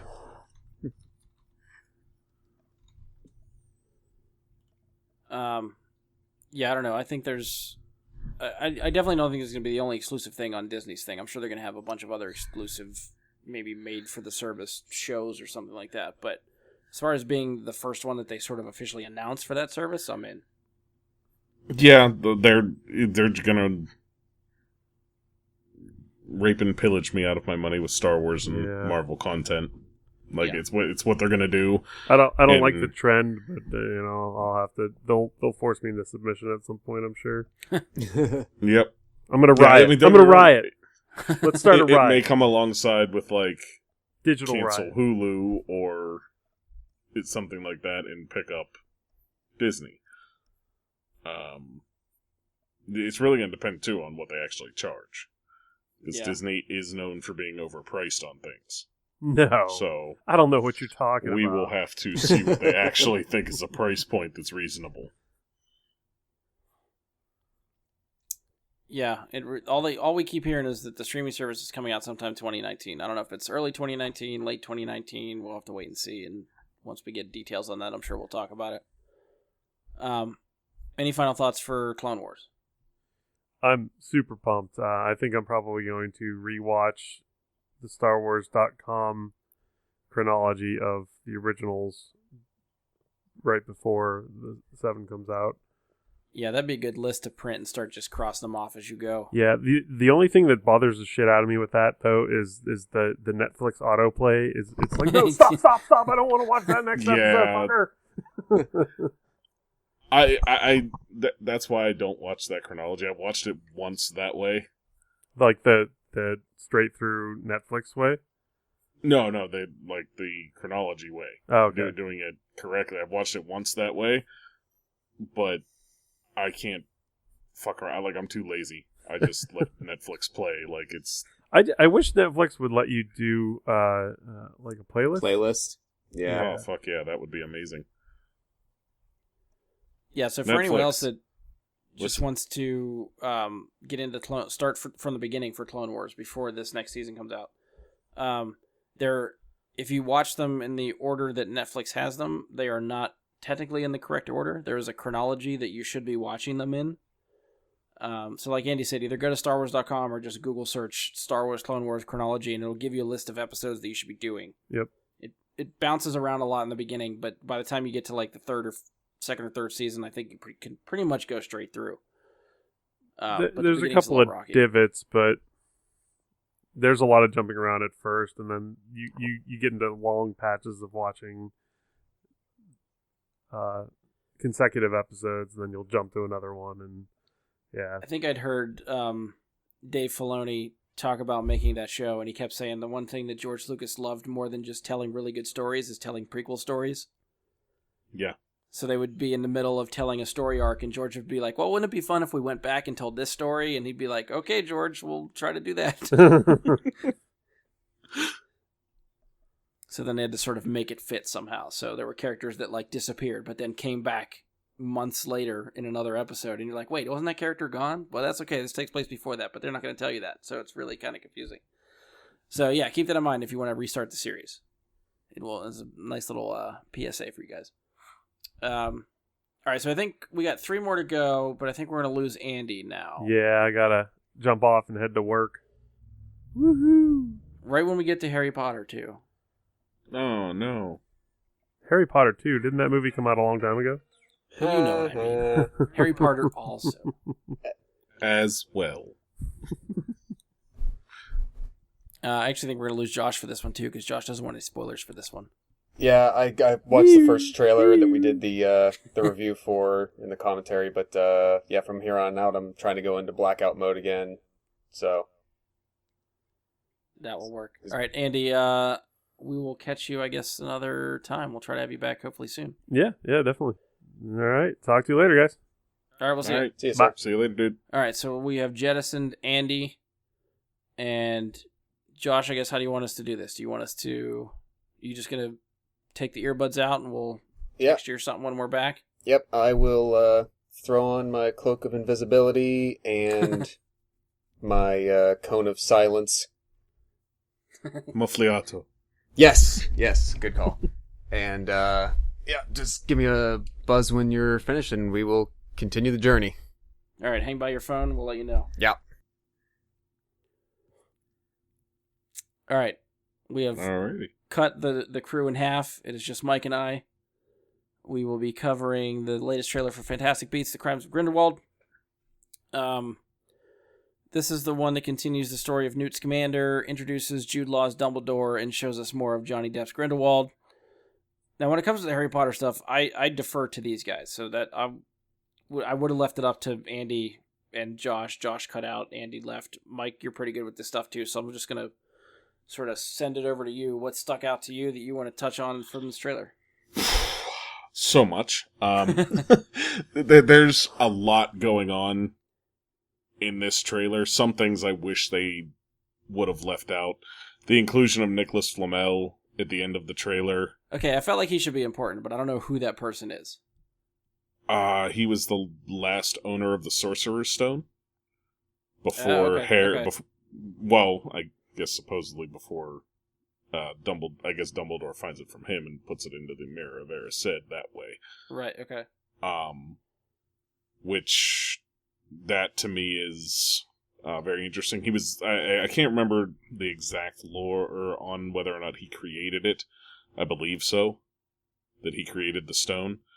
Well, it said he was like some sort of alchemist or something, right? So yes, and that's why he's so old. Yeah. It's because he has the stone and it keeps you alive. Right. I would have preferred not to know he was going to show up. Yeah. Like, just... See, now I feel bad that I'm forcing all you guys to watch these trailers. No. I was going to watch that trailer one way or the other. Okay. Like, I don't avoid spoilers like that. I just get aggravated when they put them in trailers. We were talking before the show. I can't remember if you were here or not when we were talking before the show. When Andy and Josh were there, I mentioned to Josh, like, okay, you're trying to avoid Fantastic Beasts. I was like, Andy, did you want to avoid that too, or what? He's like, well, you told me to watch the trailer, so I didn't watch the trailer. I was like, well, you got to tell me, like, if you don't want to watch it, I'm not going to force you to watch it. I totally respect the spoiler culture and stuff like that. So, yeah, I kind of felt bad making Andy watch it, but he seemed like he was okay with that.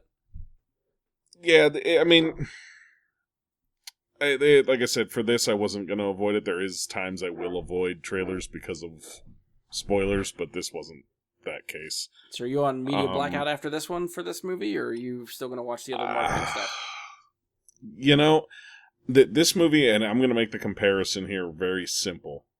Because we go, you and I both, we spend a lot of time at the theater. We see a lot of movies in the theater. We see some things multiple times. And I am honestly so sick of the first trailer for this movie. Kind of the same way I was so sick of the... Yeah, this and Mission Impossible, they have been spamming us with in the theater for the last 6 months. Yeah. 7 months, whatever it's been.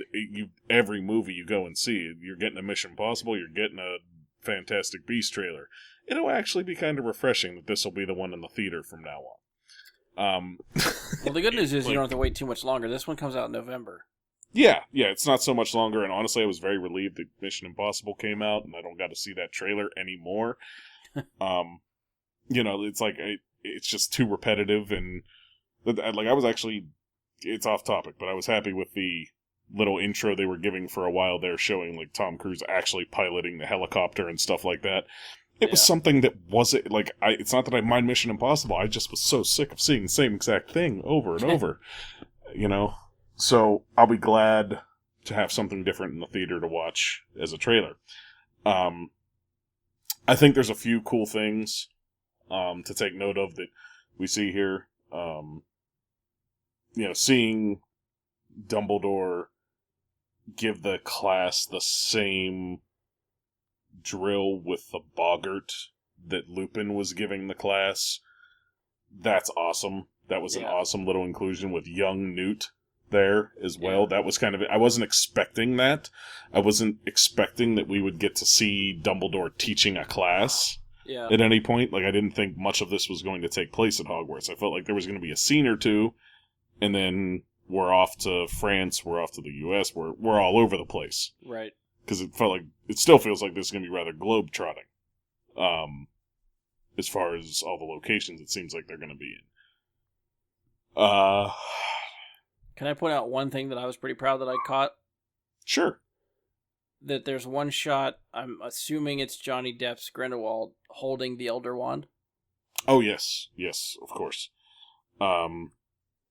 Those who have read the book know all about that whole thing. Have you read the books? I can't remember. I have not, no. Okay. So, those who have read the books know that Grindelwald has the Elder Wand at that time. Okay. They're aware of everything that happens and all that. It was like a real close-up shot of the wand, and I was like, oh, wait, I know that wand. That's important. And then I made a note of that in my notes. Yeah. Yeah, that... I'm not going to spoil anything for you because I feel like part of what I might spoil could be one of the pinnacle moments of this whole Fantastic Beasts thing. Okay, that's so, good. Yeah, of like the whole series, not even just this one. So yes, moving on. I think we see a few cool new beasts that we didn't really get a look at in the first trailer. And we had talked about that when we talked about the first trailers, that for being something called Fantastic Beasts, there were not a lot of beasts that were shown in that trailer, so we are getting a taste of that this time, so that's good.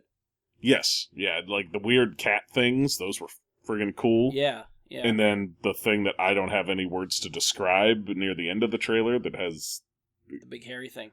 Yeah, I don't know what the hell to call that thing, but looked cool, So there's definitely some beasts happening here. I think we were trying to figure out, in the last trailer we talked about whether or not Credence was in the movie.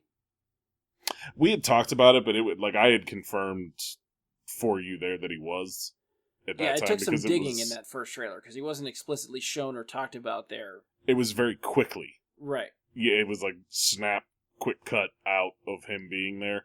And this one definitely confirms it. You get a lot better looks at him here. Well, they say him by name. That's true. So somebody, that too. Somebody even says his name. But yeah, it is definitely Credence. We don't know how he's going to play into this story. What role is Credence going to play in the story of Dumbledore, Grindelwald, and Newt? Because, as a side story, Credence is great. Ezra Miller did a fantastic job the first time. So, getting to see more of that character and how it's going to tie in, I am thoroughly looking forward to. Sidebar, did you happen to see the pictures of what Ezra Miller wore to the panel for Fantastic Beasts? No, He came dressed as Sexy Toadstool.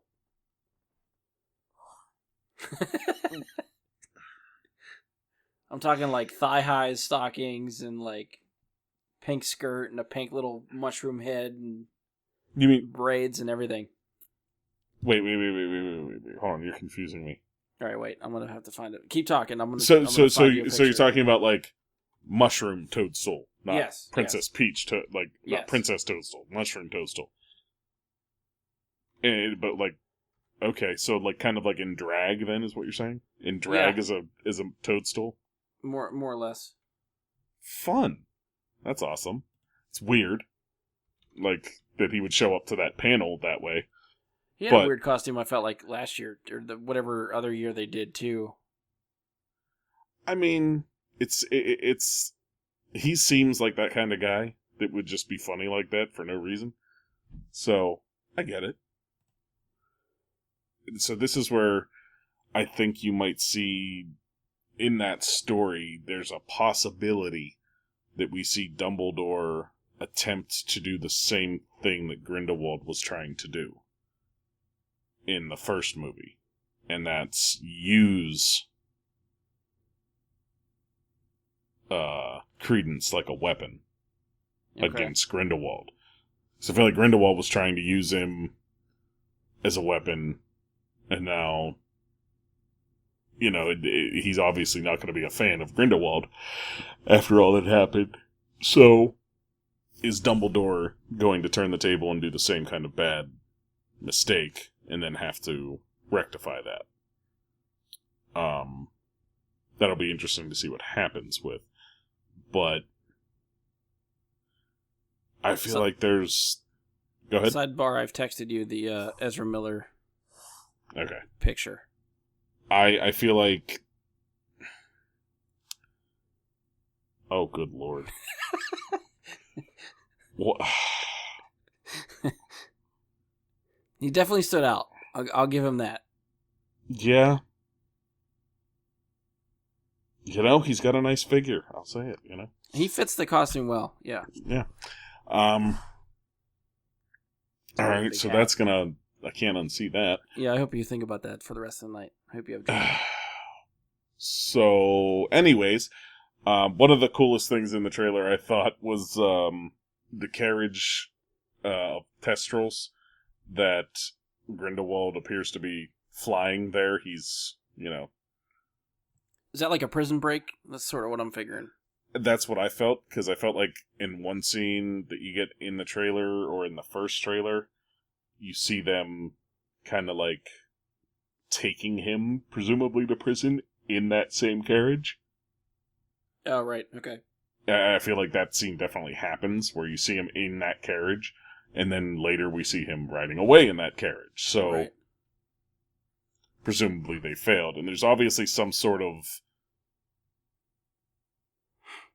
tribunal that happens. Like some sort of trial or something that they have him in that big round room. We'll get to see what that's all about eventually. And one thing that occurred to me that I thought was just an interesting thing to make, since it's both from Warner Brothers, and it's probably not connected in any way, but Dumbledore kind of pulls a Batman on Newt at one point. I feel like Newt was left like Commissioner Gordon at one point, where they're talking, and he says, like, well, I wouldn't blame you if you said no, and then just disapparates right out of there, and Newt's just kind of like, well, shit, what do I do now? I thought that was kind of funny, and that's something that Harry Potter has always managed to put together, something these movies have always done well, is they've included good spots of humor that are genuine. It doesn't feel forced humor or anything like that, forced jokes. It's good, genuine fun. Right. So I'm hoping they keep that up, which I fully expect they will. So yeah, all around,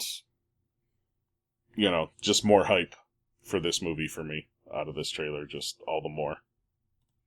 I can't. Yeah, I'm excited. I know less about the universe than like you guys, the rest of you guys do, as far as like the lore and what goes on and stuff like that. So I see the guy at the end of the trailer and I feel like, yes, that's probably someone of importance, but I don't know what role he plays in the lore and anything like that. So yeah, I mean, like you just need to watch the first movie again. Hermione babbles on about him in that movie for a solid few minutes. Okay. Like several times in that movie, she talks about Nicholas Flamel. Fair enough. Okay. In the books, of course, there's a lot more meat to it. Right. Sounds good. Any final thoughts, or we'll try to get Josh back? The only other thing that really struck me was there's one point they show Credence where he definitely looks like he's trying to hide in plain sight. Like he's in a little bit of a disguise kind of thing. Yeah. I found that interesting. They, like, just, it doesn't seem like a him thing to do. Seems out of character, maybe. Well, you gotta figure he's gotta be at least on the run or something, right? Because he did some terrible shit in the last movie. Yeah, but in the last movie, I don't think... I think the last movie ends with the presumption that he's gone, that he's dead. And that his being alive should be enough for him to be hidden. Because people don't expect him to be. Yeah, I don't know. I guess maybe they're... Nobody's maybe looking for him, is what familiar. I mean. Yeah, but I mean, like, even if you see a face of a dead person, that could be drawing attention to yourself. Perhaps. You're not just going to be like, oh, that couldn't be him because he's dead. I feel like you might be like, is it him? Because I feel like he's dead. And then, like, I don't know. I feel like that would be more intriguing than not, if that makes sense. Yeah. No, it absolutely makes sense. I just don't know. I don't know. We're going to have to see how they play it. Yeah. Well, like we said, we only have until November, so. Yeah. Only a few months away for this one. I know. I've only got a couple left on my list. I think there's 3 left from my list. Josh was asking me about my...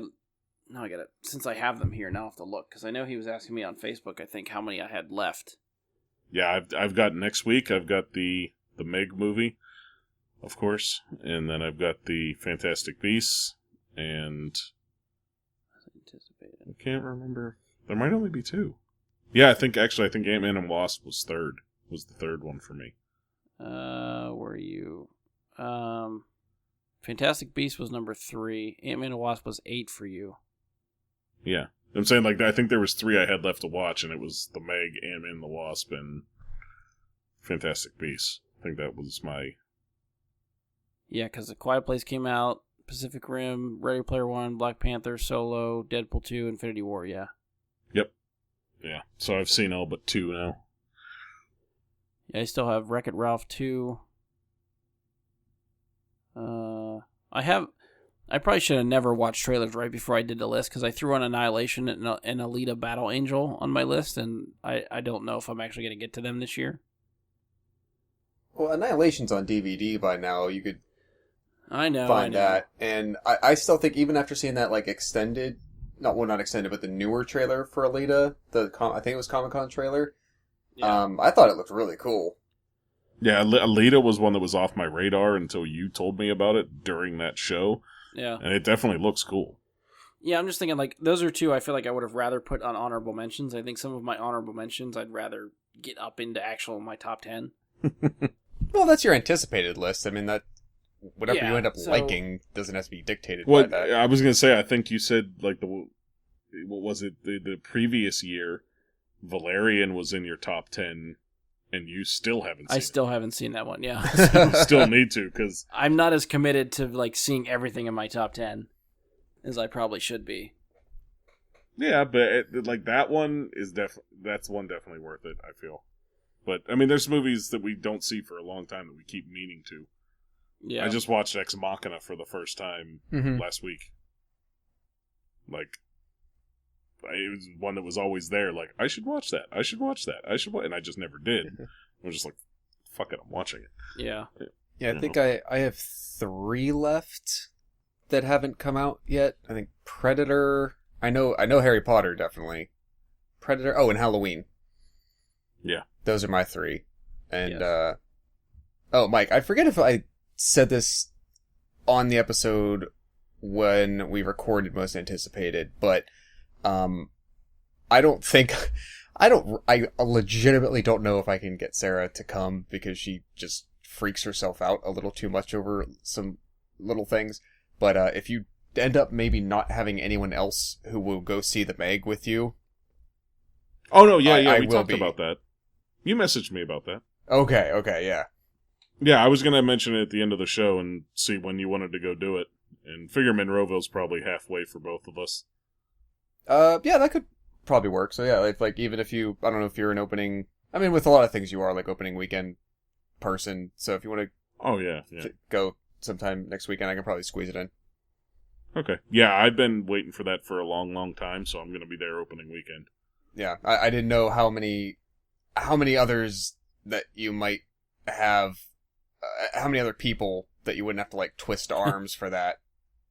So I'd be going to see it by myself. Like Amy would go begrudgingly. Yeah. If I was gonna go by myself, she'd just be like, "Okay, I'll go." Yeah.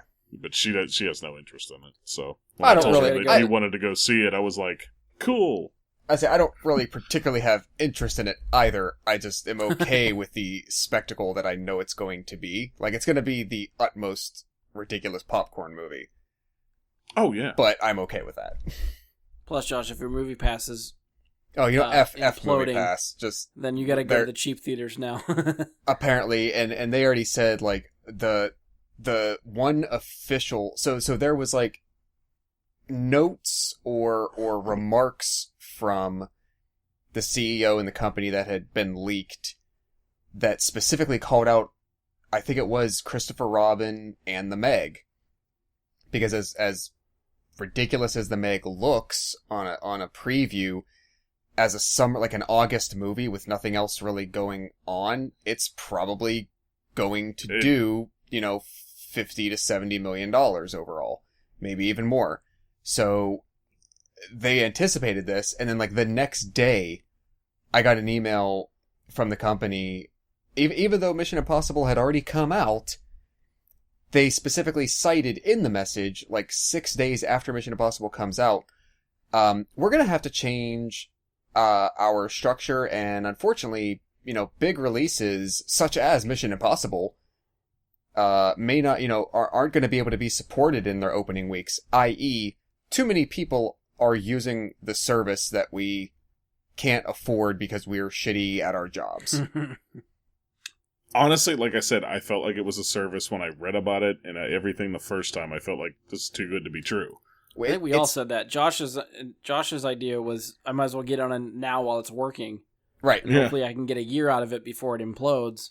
And, yeah, the only reason I'm holding off, well, 2 reasons. The only reason I'm holding off going into the app and canceling is, number one, there's no literature on the website. There's nothing I can access that would tell me if I cancel my prepaid subscription early, do I get a refund for the unpaid part? I don't know that.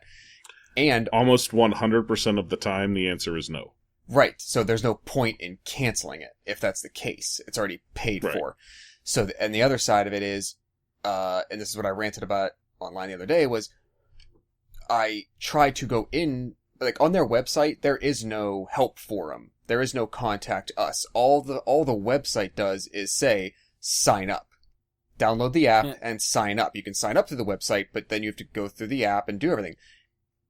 And the only thing on the app is a help section, and every time I try to click it, the app closes itself, and my phone says, MoviePass has stopped working. It literally won't let me in. Too many people are asking the same question on the app that the app keeps crashing. That's the only thing I can think, is that function is getting so overwhelmed that it's actually crashing that part of their servers. And I'm not kidding. I say this like, people think I'm saying this facetiously. I literally think this is going to end up in a class action lawsuit. I'm not joking. Like they have they have literally, basically they've defrauded people. Not by promising something that they couldn't deliver on initially, but they lied about the reason that they prevented people from getting the service that they agreed to pay for. They told people it was a technical glitch that they were working out, and that was a lie. They didn't have money to provide the service. That is it. That is a lie. To me, that is a breach of contract.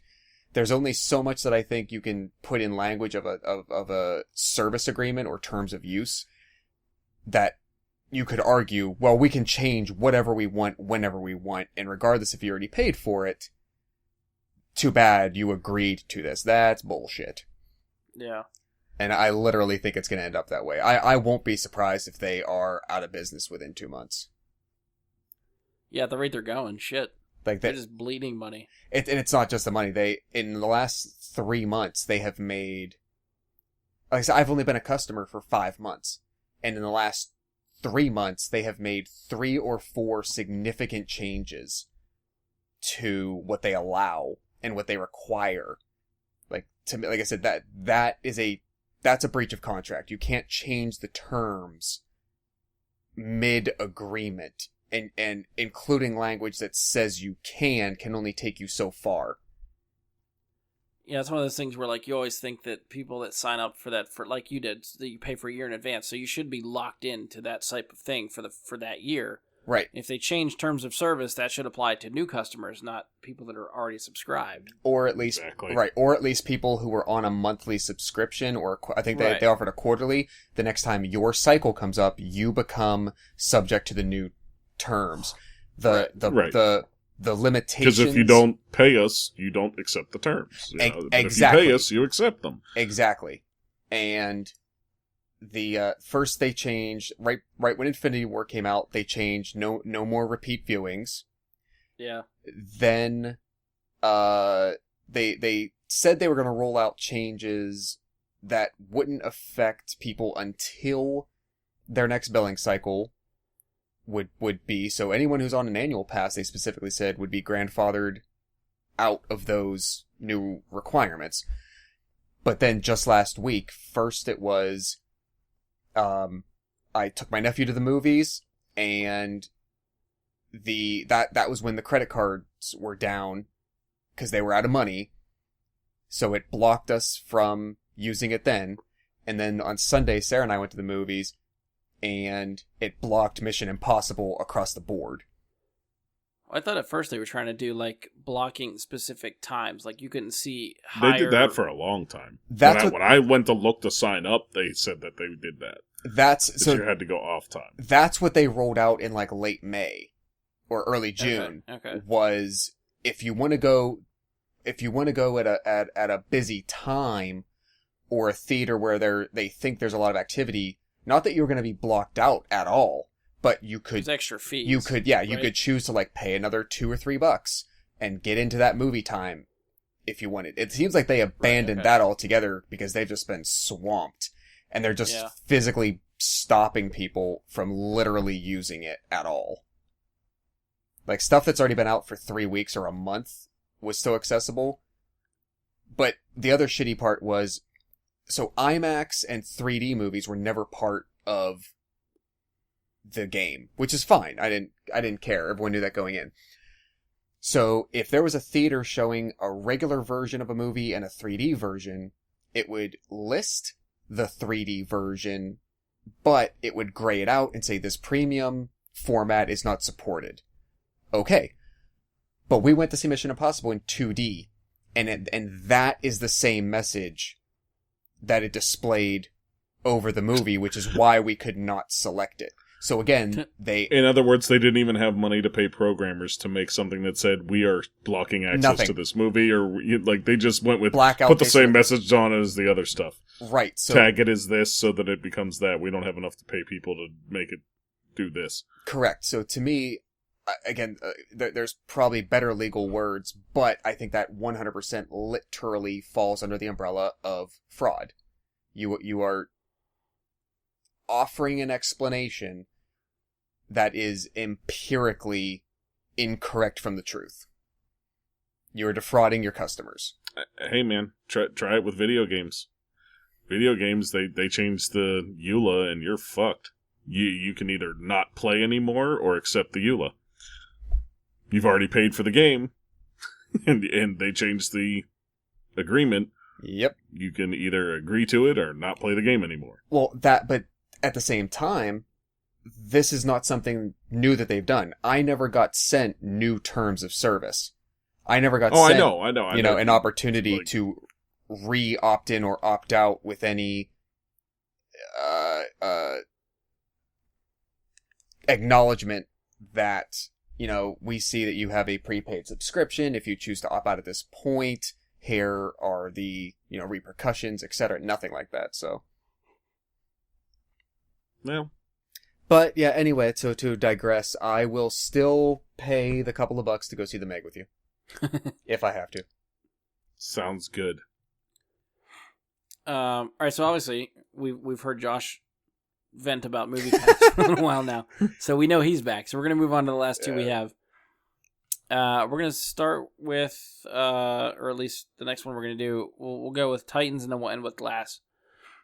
And we talked about DC's streaming service that they're going to implement in the fall.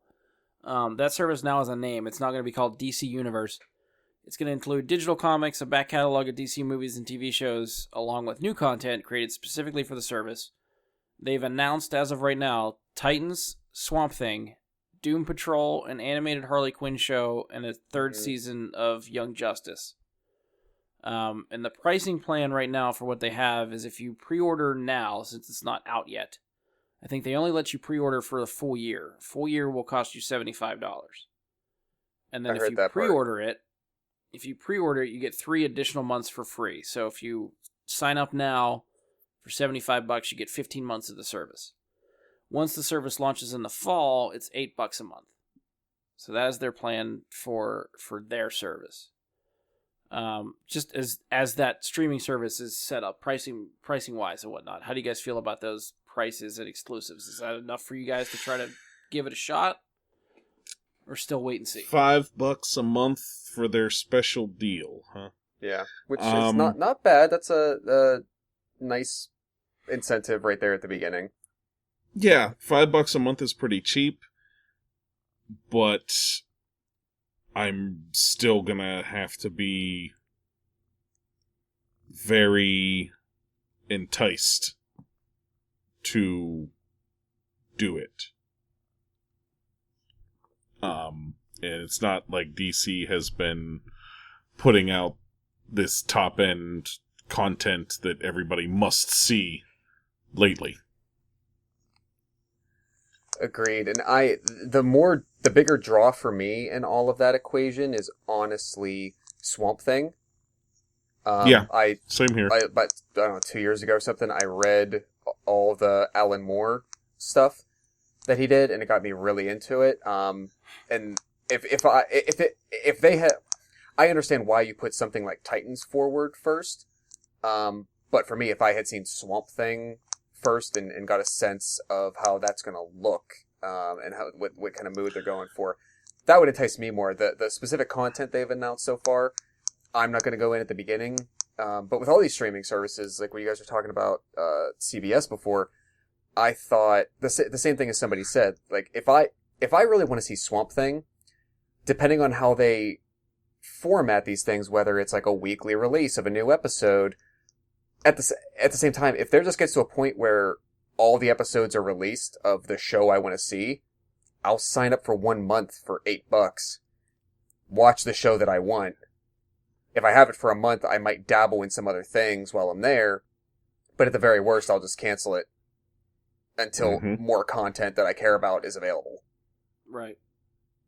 Yeah, for me, Swamp Thing is going to be the real draw if it's done right.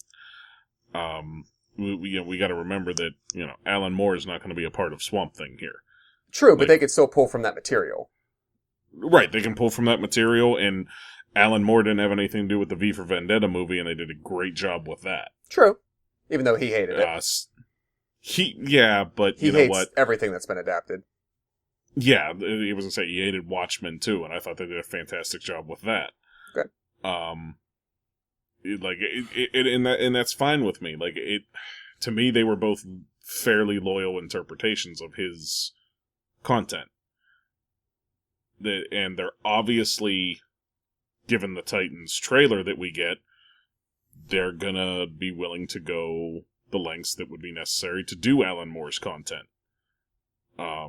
We see this is definitely going to be R-rated TV MA type material.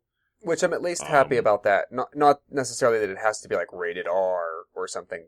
But no, but the fact that they're willing to be just like, fuck Batman. Yeah, like, I like the idea that their target market is not to appeal to tweens. Yes, and I think that that's a good thing. So, but I also understand why Titans was their first choice. Sure, it gives them a character that everybody knows and loves as the central hub here. The question I'll ask. Well, no, they do give you confirmation. I think it is Dick Grayson. Okay, you do see the flying Graysons in the trailer. Yes. I was going to say which Robin is it, but I forgot about the flying Graysons part. But I think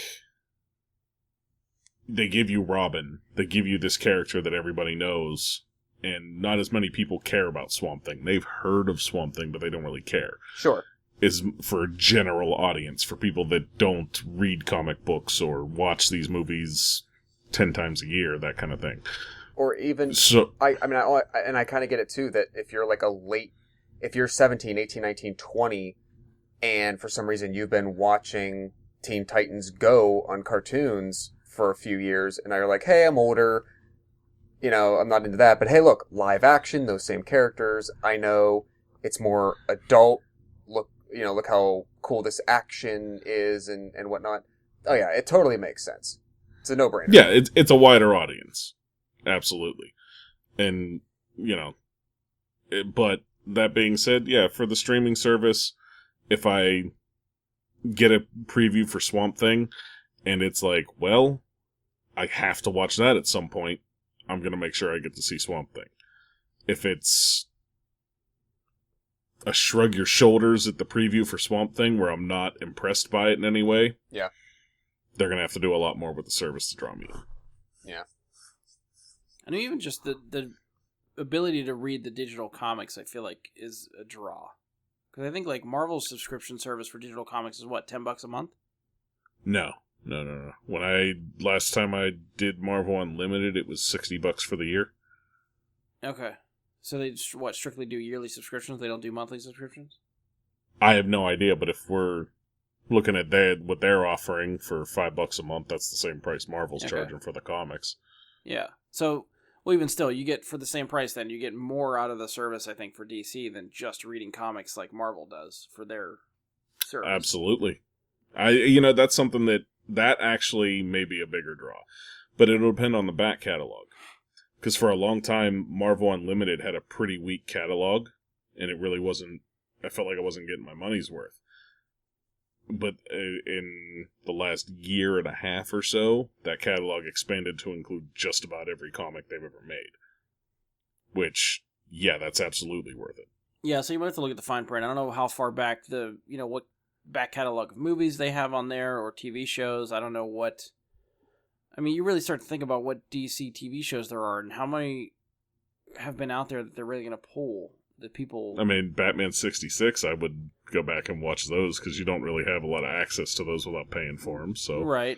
Did you, Brian, in your rundown of the content offered, did you say anything about like old DC movies? They mentioned DC movies. I know they were talking about putting like the older Batman movies on there. Probably the Superman. Dawn or Superman's, yeah. Yeah, I'm assuming that'll be there, but I don't know how deep they're going or what they may or may not be able to get, because it's not like they own all their characters, so I don't think they have a problem getting the rights to movies or TV shows or anything to put on the service. But it'd be nice to see a list of what's offered, but I don't think they have that yet. I was gonna say, what about the Vertigo stuff? Yeah, see, I don't know the fine print. Yeah, I know generally what they talked about, and that's about it. You know what could be a game changer for me? Again, I might only like tap in 1 or 2 months, depending on what other, like, maybe original content is offered. But I know they're just about to release it on Blu-ray, or they just did. If they put the 90s Batman animated series on it, I'd probably pay a couple bucks for the, like, 1 month and binge that show. Yeah. And if you haven't watched all the animated Batmans of late, the movies, they're fantastic. Oh, and that's I didn't even consider that. Yeah, if they put, I could say categorically right now, if they put all of the DC animated movies on that, you got my money right now. Yeah, see, I was only strictly thinking pretty much live action movies, but yeah, I completely forgot about the animated catalog they have out there now too. Yeah, because I know the animated catalog is more impressive than their live action movies. They're better. We just watched. I found it like dirt cheap somewhere. I forget, but we got the only one I've ever bought because I'd seen it before was Flashpoint Paradox. I've not seen that one yet. I actually really liked it. I didn't know really. Like, this is like, well, long before I started watching the Flash TV show or really cared. I just thought it looked interesting. It was on, because they don't do it as much anymore, but the DC movies, the animated movies, used to be on Netflix a lot more. And probably sort of like Disney is planning to pull the Marvel stuff, for their channel next year or whenever. I think DC started slowly, not renewing those licenses or agreements. So I watched probably 5 or 6 of them on Netflix over the years, and Flashpoint was like really, really damn good. And we found it somewhere for, I don't know, like $3 or $4. And so Sarah just watched it, and yeah, it's like it's the blueprint for what they should be doing live action. If they just made those movies their live action movies, that's all they have to do. But I personally own 2 of them. It is all I've ever actually bought because they were easy to access. Yeah. Under the Red Hood. Oh yeah. Red Hood's good. I have Under the Red Hood. That's the one for me that sticks out to me every time. Yep. I have that, and I have Dark Knight Returns. Okay, yeah. I actually think I have that one too, yeah. Yeah. Those are the only 2 I bought because they were always just so readily available on Netflix, on Amazon, on all these things where you could just watch them for nothing. I didn't buy any. Like, when Dark Knight Returns released, I instantly was like, give, I'm watching. Like, I wasn't waiting for that. That's one of the best comic series of Batman there ever was, so it was just like, I have to watch this now. But the other ones, it's like, well, it'll be free soon, so I wasn't buying them, and now that I may have to either get this service or buy them. And it's funny because it sounds like we're all coming around to, like, for the 3 of us, a lot of the original content is not really pulling us in at all. We could take it or leave it. Stuff for sure. Yeah, absolutely. It's like, hey, give me, a couple of months of access to your animated movies, your back catalog stuff, your series. Yeah, I could go for that for 2 or 3 months. And we'll check back sometime, maybe in the fall or by the end of the year, see if anybody bit the bullet and gave this a shot, if we want to give impressions on what it was like. What's the date that it's supposed to start? I don't know a specific date. All I heard was sometime in the fall. Okay. So it could be end of August, sometime September, October, I don't know. Yeah, I could see if they have, like, the trial version thing or whatever. I'm sure they'll give you, like, a first free month or something when it starts, or, a 7-day free trial or something like that. Yeah, I could see definitely at least doing that and power watching those animated movies. But at least they'll give you a sense of what the whole service offers and what's in there, and something we could talk about if somebody gives it a shot. Yep, definitely. But spinning back around to the whole reason we started talking about the streaming service is to talk about Titans, which is the first trailer we get for their, the exclusive stuff they're making for the service is the first series they're trying to market for that. We talked briefly about it in between all the service talk we were talking about, but what did you guys think of the trailer for Titans? You guys would watch? Did you like it? I was shocked by the tone. I did not expect when I seen, like, okay, we're getting a DC Titans trailer. That tone just blew me away as far as what we were getting there, because it was not at all what I was expecting. Like Teen Titans, that's not the mood of Teen Titans. Not at all. So, yeah, I was definitely surprised, and I had to watch it a couple of times to really grasp it, because it took me so off guard the first time. Yeah. I don't... I'm not sure what to make of it at this point, but it looks a lot more intriguing than I expected it to. Granted, yes. But I think that comes from my personal, and I guess Josh saying it that way, his also personal interest in horror. And it seems like they are definitely adding tones of horror into this series. I liked the last, like the shot, like how the trailer closes, and I couldn't tell if that was... Well, first of all, I don't know those characters very, very well. Who's the chick with the purple hair? She's in the Teen Titans Go. There's Robin, there's Raven, Starfire, and Beast Boy. Those are the four we get in the trailer. Raven. Okay, yeah. So I'm not sure if that is her that has like the bleeding porcelain mask on at the end or not, but whatever's going on there looks pretty cool. She was always the freaky one, so I think that's her. Yeah. Oh yeah, no, it's definitely her. And I would say it doesn't. I don't need it to per se like bring horror into it, but I do like that they're taking a logical approach to giving you the visual of what this would really look like. So if there are people with these abilities, with these concerns, with like if this is the world they live in, how is it going to look? And as much as, we have overused this phrase the last couple of years because it's hard not to, but we kind of have grown to like love-hate it. It's one of the few things that I've seen that the dark and gritty seems to actually work and be appropriate. Okay. Yeah, I think I'm on the other side from you guys. I'm with Mike where the tone caught me off guard, but I didn't like that it caught me off guard. Okay. And I don't really know what I was expecting, but it almost felt like it was dark and gritty and adult just for like the sake of being a dark and gritty and adult. Like I don't know, it felt almost like over the top grounded and dark and gritty for me. Like, okay. I don't know if I was expecting less, or maybe there's a happy medium in there somewhere for me, but it just felt like, I don't know, maybe it just... Forced? Yes, that's a good word for it, yeah.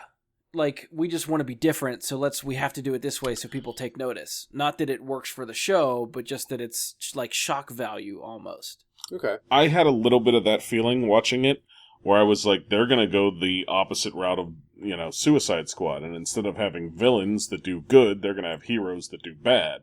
And that was their premise that they came up with in their mind when they were making this. Bad heroes as opposed to good villains. Okay. And I feel...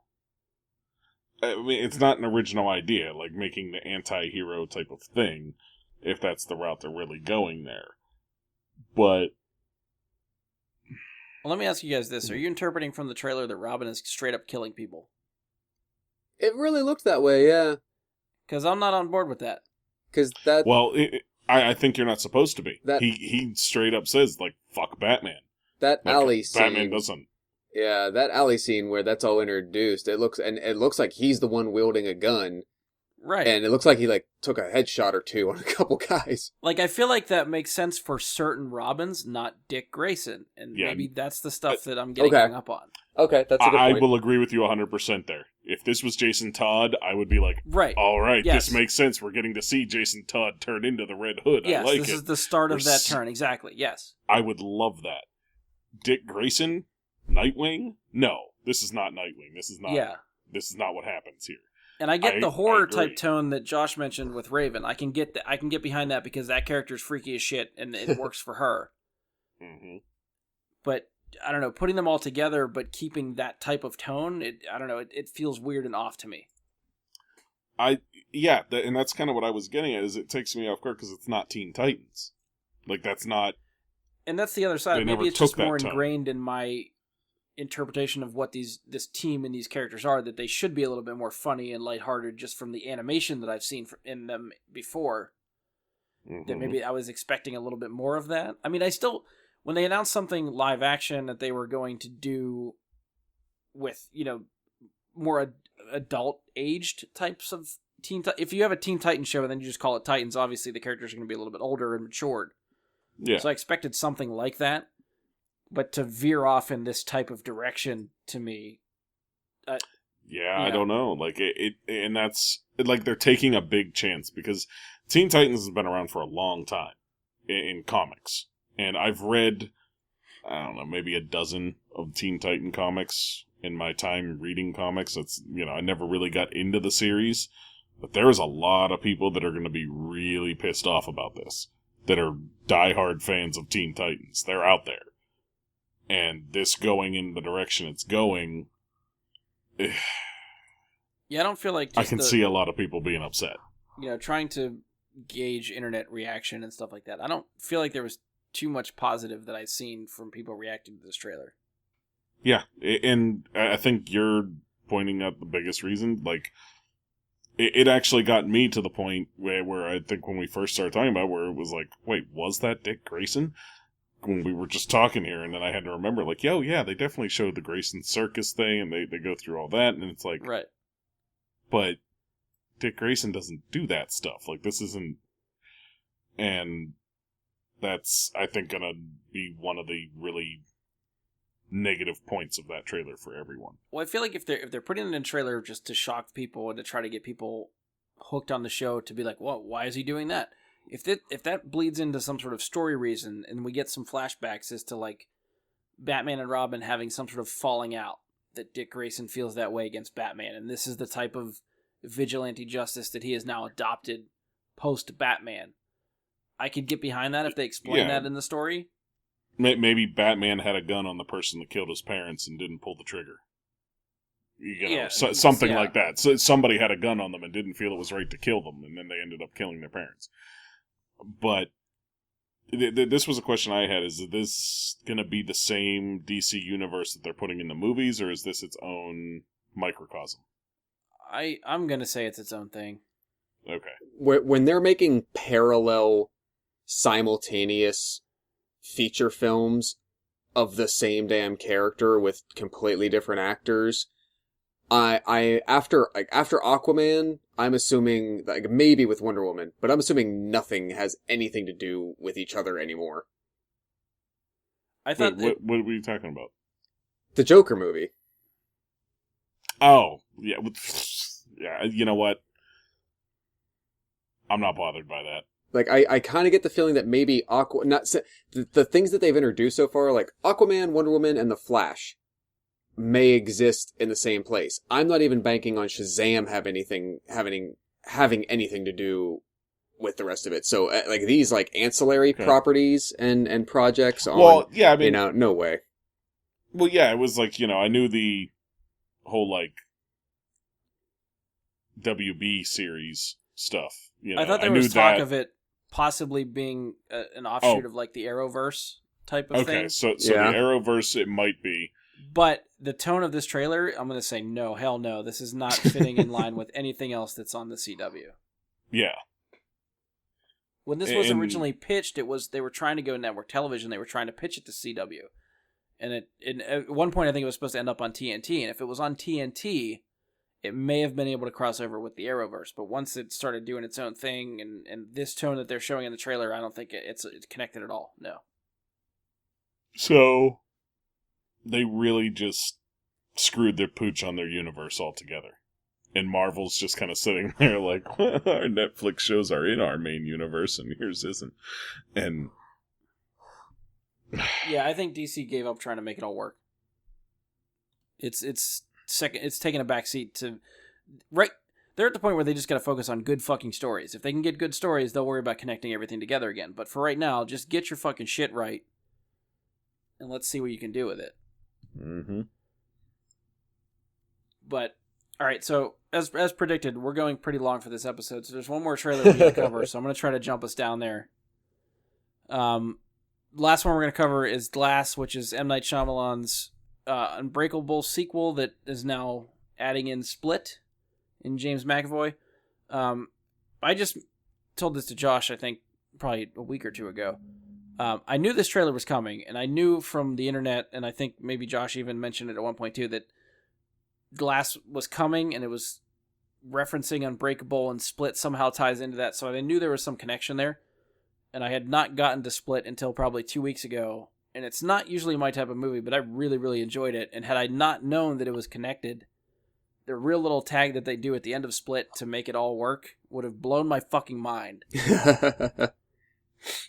had I been surprised for that. But that's just my 2 cents. That was definitely fun experiencing in the theater, because there was no reveal or like discussed marketing or anything.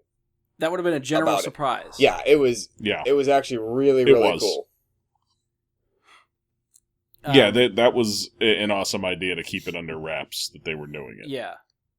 So I now that I've seen Split, and this definitely makes me want to go back and watch Unbreakable again. But I am really looking forward to this movie after this trailer. What did you guys think of the trailer?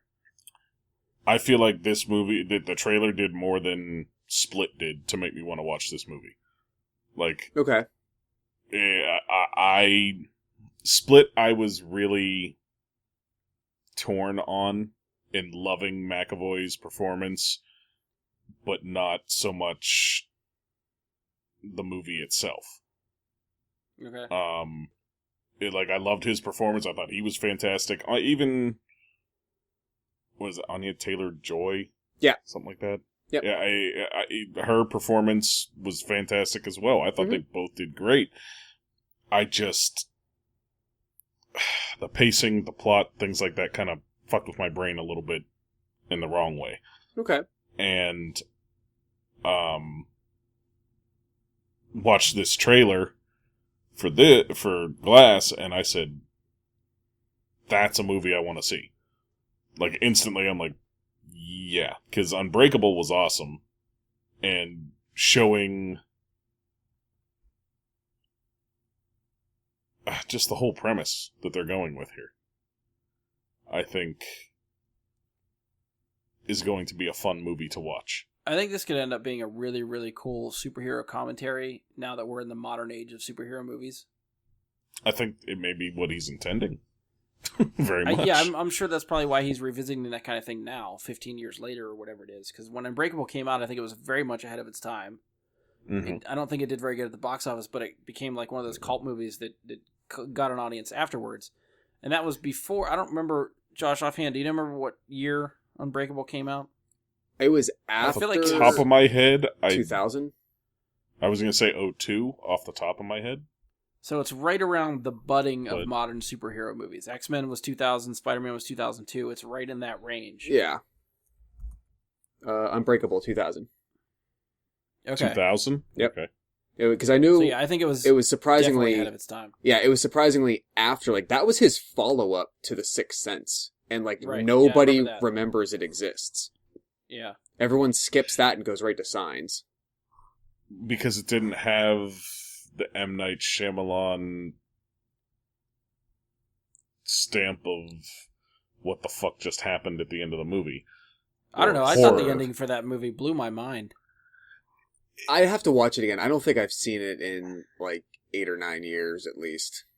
I watched it once, and I think it may be in, like, late college, maybe. I mean, do you want the refresher, or do you want to just watch it? I'll watch it again, because I will get to it.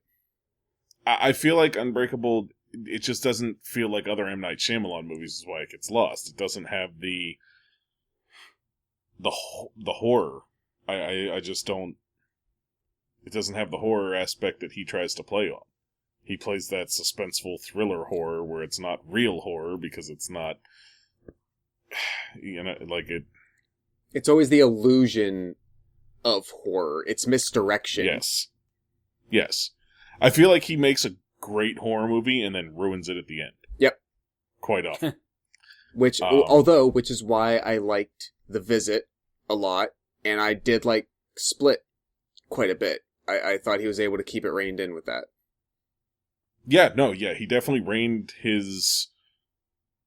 This wasn't really that horror-inducing once you know what's really going on. Well, the trailer for this one doesn't feel very horror. It feels like psychological thriller. Yeah. Yeah, well, I mean, that's what Unbreakable, like, it has more of an Unbreakable feel than a standard M. Night Shyamalan horror feel. Which is why Unbreakable, I think, got separated, is what I was trying to say. Is like it didn't feel the same as his other movies. But yeah, I'm definitely in for this one. It looks amazing. I was skeptical as to how it was going to look after seeing Split, because I didn't know what they were going to do to tie the universe together.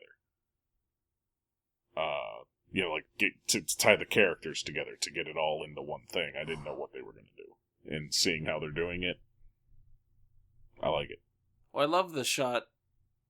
I think the trailer even teases a little bit, too, of Bruce Willis rubbing elbows with James McAvoy coming down the street and then sort of like following him to presumably somewhere he's kidnapped some girls. And then you sort of see, there's a couple quick shots of like the two of them throwing down, which just got me excited just to see the two of them go at it. Oh, yeah. And the one that sticks out in my mind was James McAvoy, or the Beast, if you will, running like a dog. Yeah. Oh, yeah. In the trailer, like they show him just straight up going, I don't even know what to call that, just running like a dog, running like a beast. Yeah. That was just like, oh, shit. That's kind of cool. So, Josh, what do you want to chime in with? One of the biggest reasons that I need to go back and watch Unbreakable is also I was lost at the beginning as to why both Bruce Willis and Samuel L. Jackson are apparently in jail of some kind and in therapy, like getting evaluated. Like that, I don't remember it ending anything like that, so I'm going to need a lot of explanation in the movie for it to make sense as how you get from like the end of that to where they find them. Well, and even at the end of Split, like Bruce Willis is obviously not in jail. He's sitting at a diner, and overhears a conversation. Even the end of Unbreakable and where we pick up even in Split and probably presumably when this movie starts, they mention a 15-year gap. So right, so it's not supposed to be. Nobody was arrested at the end of that Unbreakable. Yeah, I was just confused as to the context of why some of these settings are happening that seem to almost look like the basis for the movie. Like its major jumping off point. But other than that, every time I watch the trailer, which I've done like 3 or 4 times, I realize, boy, isn't it nice to see Bruce Willis give a shit about acting again? Because it's been a while. Yeah. I think he gave up after, what was that Kevin Smith movie? I think he gave up at that point. Like around That's that what I'm talking time about. I think that movie made him give up. Like he did that movie and that was his first fuck it movie. Basically, yeah. Like during the course of that time, it just, he did not give a crap. Well, he's not Bruce Willis with a gun this time. Right. So that's already something different. Yeah. Yeah. Which would be great. I didn't know how much I wanted to see James McAvoy act opposite either of those two dudes, let alone both of them, let alone in roles where like all of them have to kind of be the alpha, and it's a very strong power struggle. Like that aspect of it, just from like a craft standpoint, looks just really awesome. Yeah, the casting that he did 15 years ago is definitely paying off now.